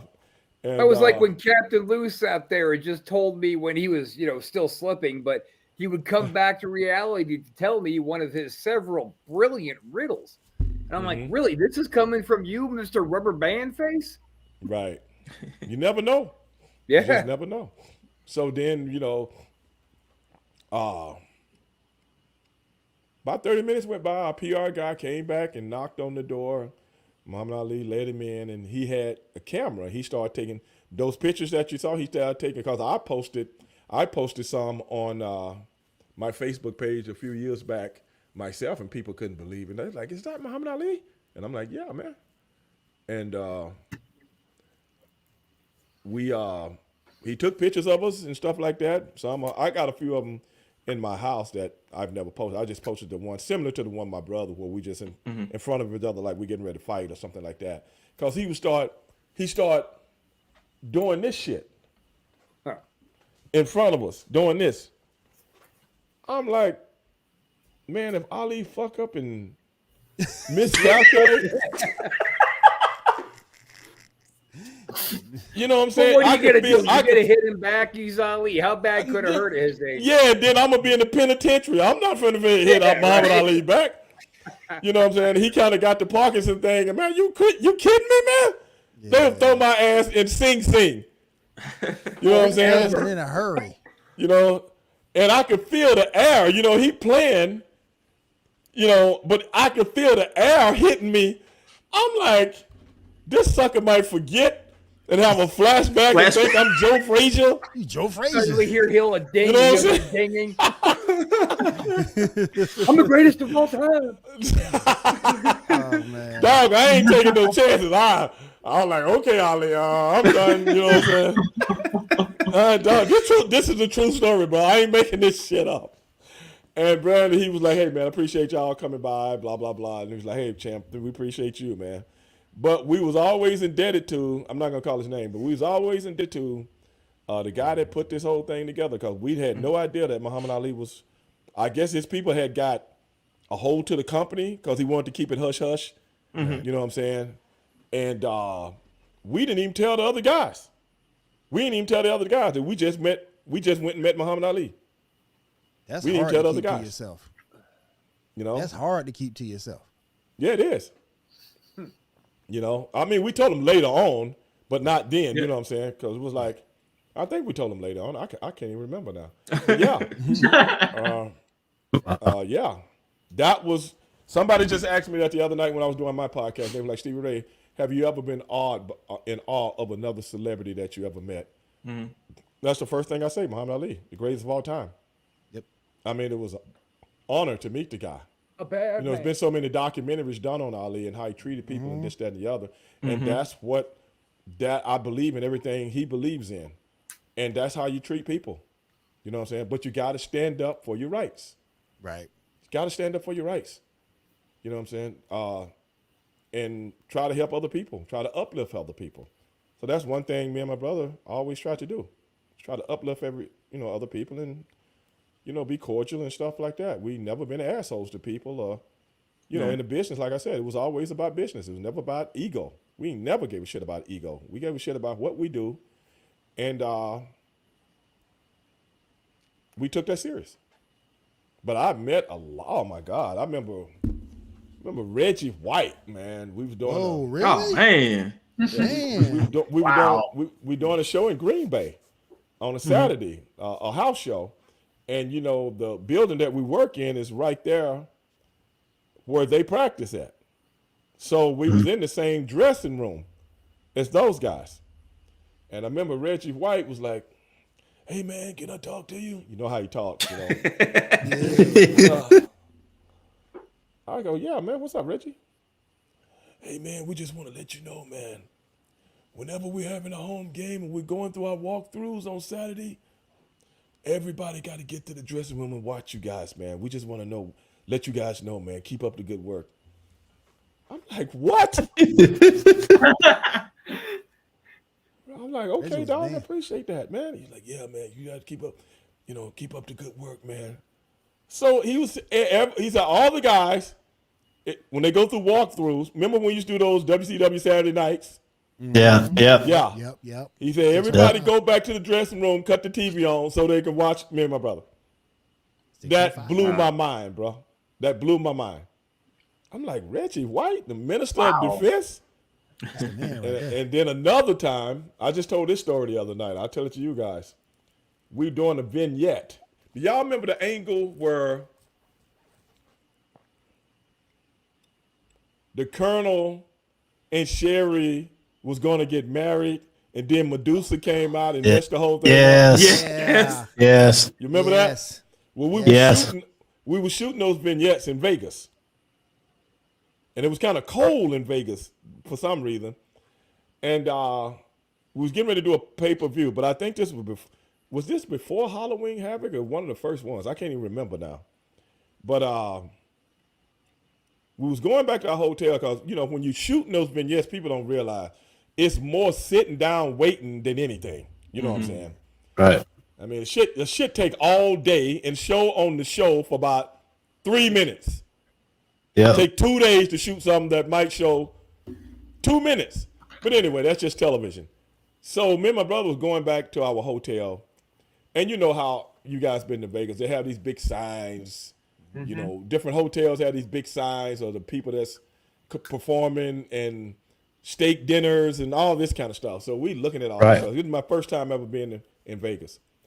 And I think this was 94.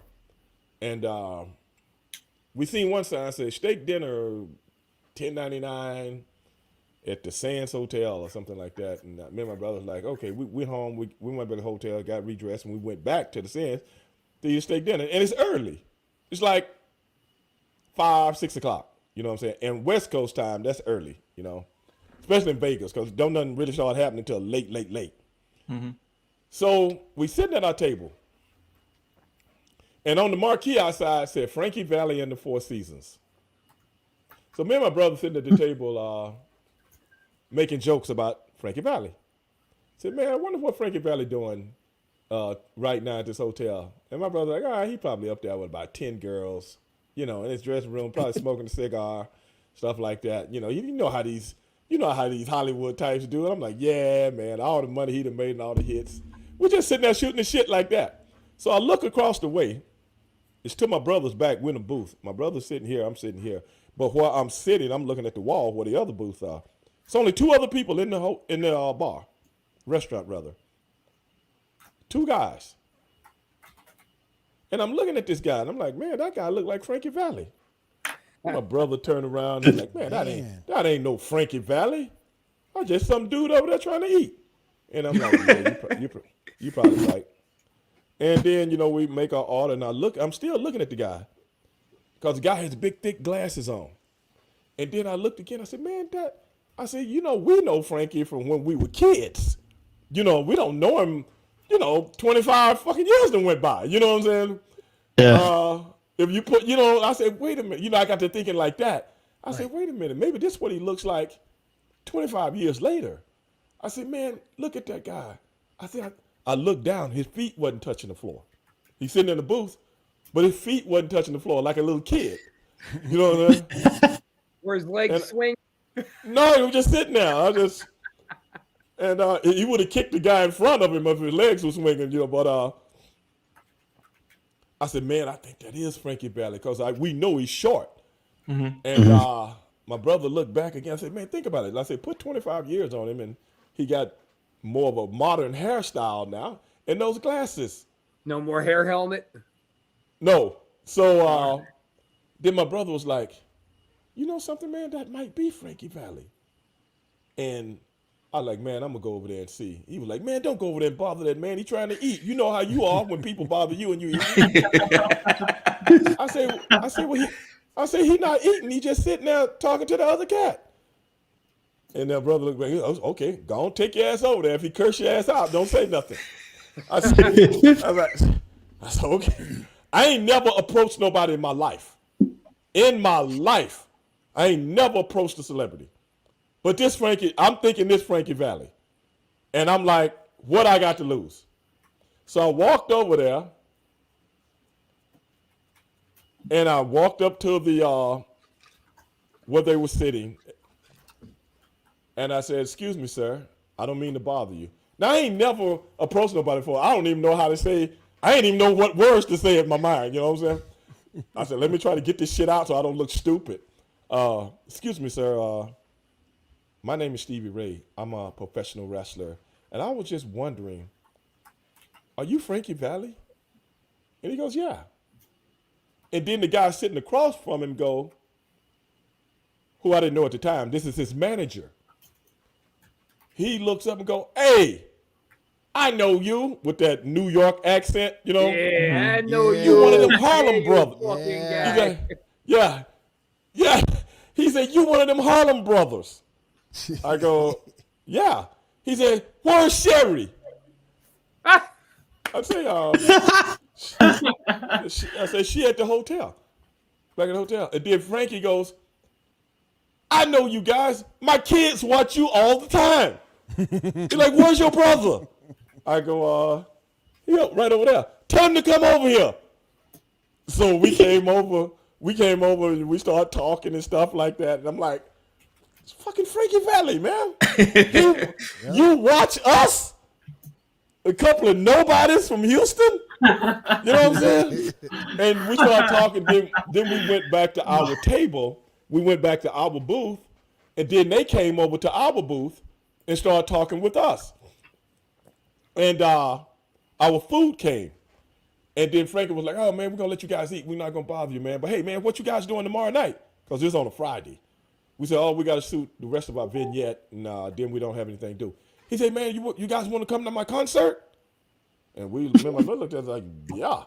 Okay, man, call the hotel, let them know, blah, blah, blah. I'll see you guys tomorrow night, man. And then him and his manager walked out, and then the manager guy was like, hey, man, is Sherry going to be there with y'all? Like, if you want her to be there, okay, make sure she come. This dude, he got the hots for Sherry, you know what I'm saying? So they walk off. Me and my brother look at each other, and we like, did that just happen? Okay, we get through it. The next morning, before we go do the vignette, we call the hotel. I can't remember what time we had to be on the set, probably about 11 o'clock. So we called the hotel. I said, man, he didn't give me no number, no room or nothing. He just said, call the hotel. So I called the hotel. I said, he probably just pulling our leg, or the people ain't gonna know. It ain't no biggie. We got a chance to meet him, whatever. I called the hotel. Hello? Yes, excuse me, my name is, no, what she say, hello? I said, yes, I'm trying to reach Frankie Valli, please. Who's calling? I said, Stevie Ray. Hold on. Then somebody got on the, hey, Stevie, what's going on, man? You guys gonna make the concert tonight? Yeah, okay, I got you hooked up, man. Sherry gonna be with you? I said, yeah. Okay, I got you guys hooked up. At the front, man. So just come to the doing. My boys will take care of you. Okay, we got 3. We went that night. Now you gotta realize, me and my brother ain't really making no money at this time. We still dress like we do in Texas, tight jeans, cowboy boots, and polo shirts. Only thing we didn't have on is a damn baseball cap, Oh, And Sherry got this. What was that? I just said I have about like 4 or 5 of those in my closet. With the big belt buckles and stuff like that. So Sherry has got this red dress on with glitter and all this stuff on it shining. The gimmicks out, the whole gimmick, to split up the leg and the whole thing, right? So the security guy seals, they bring us in. Now, it ain't nothing but white folks in this thing looking at Frankie Valli that's been following this dude since the early 60s. You know what I'm saying? So we walk in, I'm like, oh, look at this. And everybody looking at us like, who is these guys? You know what I'm saying? With that white woman. We know. Well, I mean, we don't even meet the bill to be here, man. You know what I'm saying? So they sit us down right in the middle of the biggest booth. And bro, I wish we had some like nice clothes on, man. I really do, but we didn't bring nothing, bro. We just trying to come out of the wrestle. So Frankie comes out, this big video comes up, and it goes through his whole career like in about a minute. Every from when he was a young man to, the grease is the word and all this other stuff, man. And then he comes out, do his whole concert. But at the end of the show, he says, ladies and gentlemen, before we leave tonight, I want to introduce some good friends of mine that's here watching the show tonight. Oh, man. WCW Tag Team Champions Stevie Ray, Booker T, with their manager Sherry Martel. Oh, stand up, guys. And the people gave us a standing ovation. Wow. He put us over. On the show, man. Can you believe this? Awesome. That's awesome.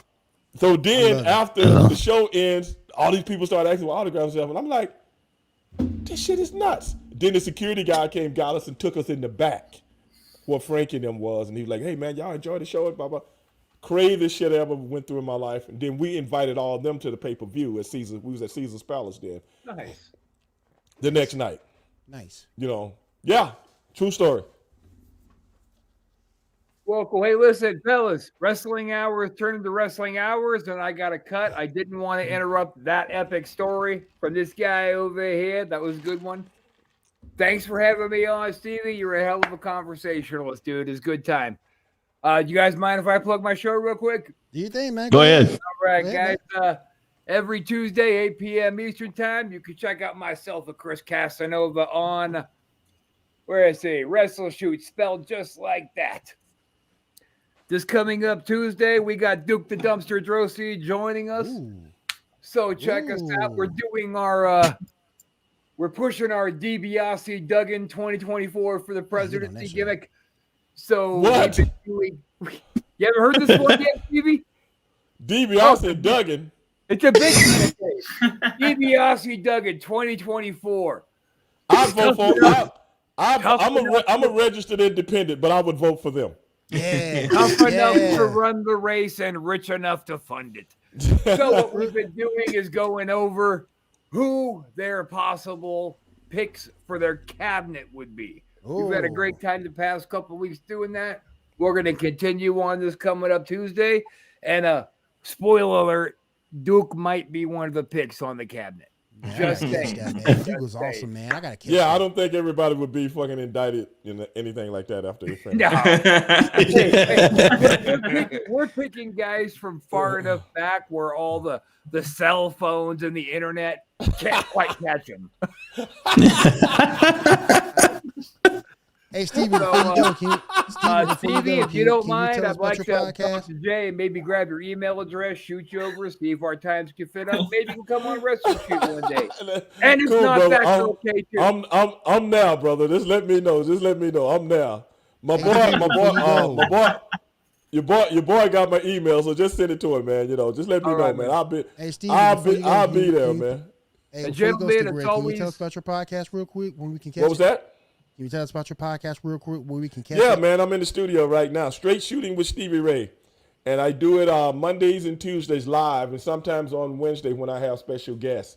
And I talk about wrestling a little bit, but I talk about a little of everything. And I have different people. Sometimes I have actors on. I've had basketball players. I've had MMA guys. I've had football players. I've had everything. I talk everything. I talk sports. I talk wrestling. We talk even this week is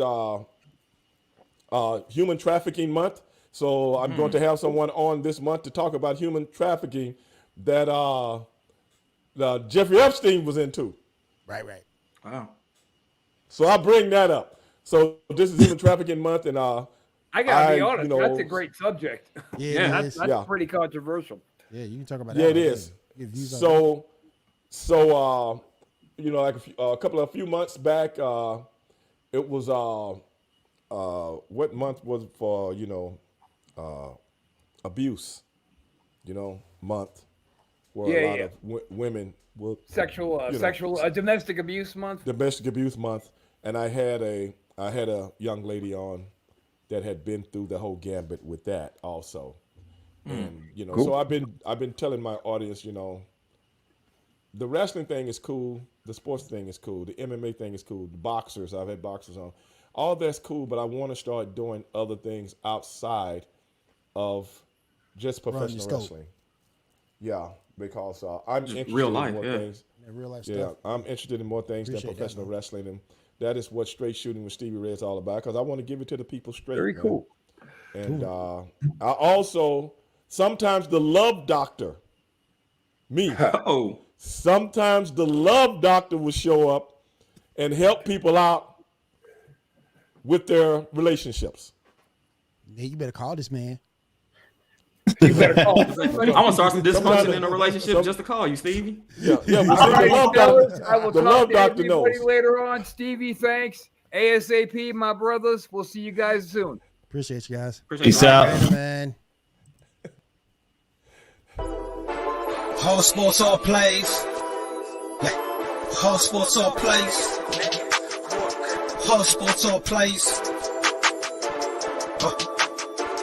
365, we making a place. You talking the game, get you to the days. We're high in the court, the dime in the lane. Variety, topics, living the same. All presentation, sports information. In the airways, taking the nation. All sport, all plays, like working your faces. Grace at the field, so tie the laces. All sports, all plays.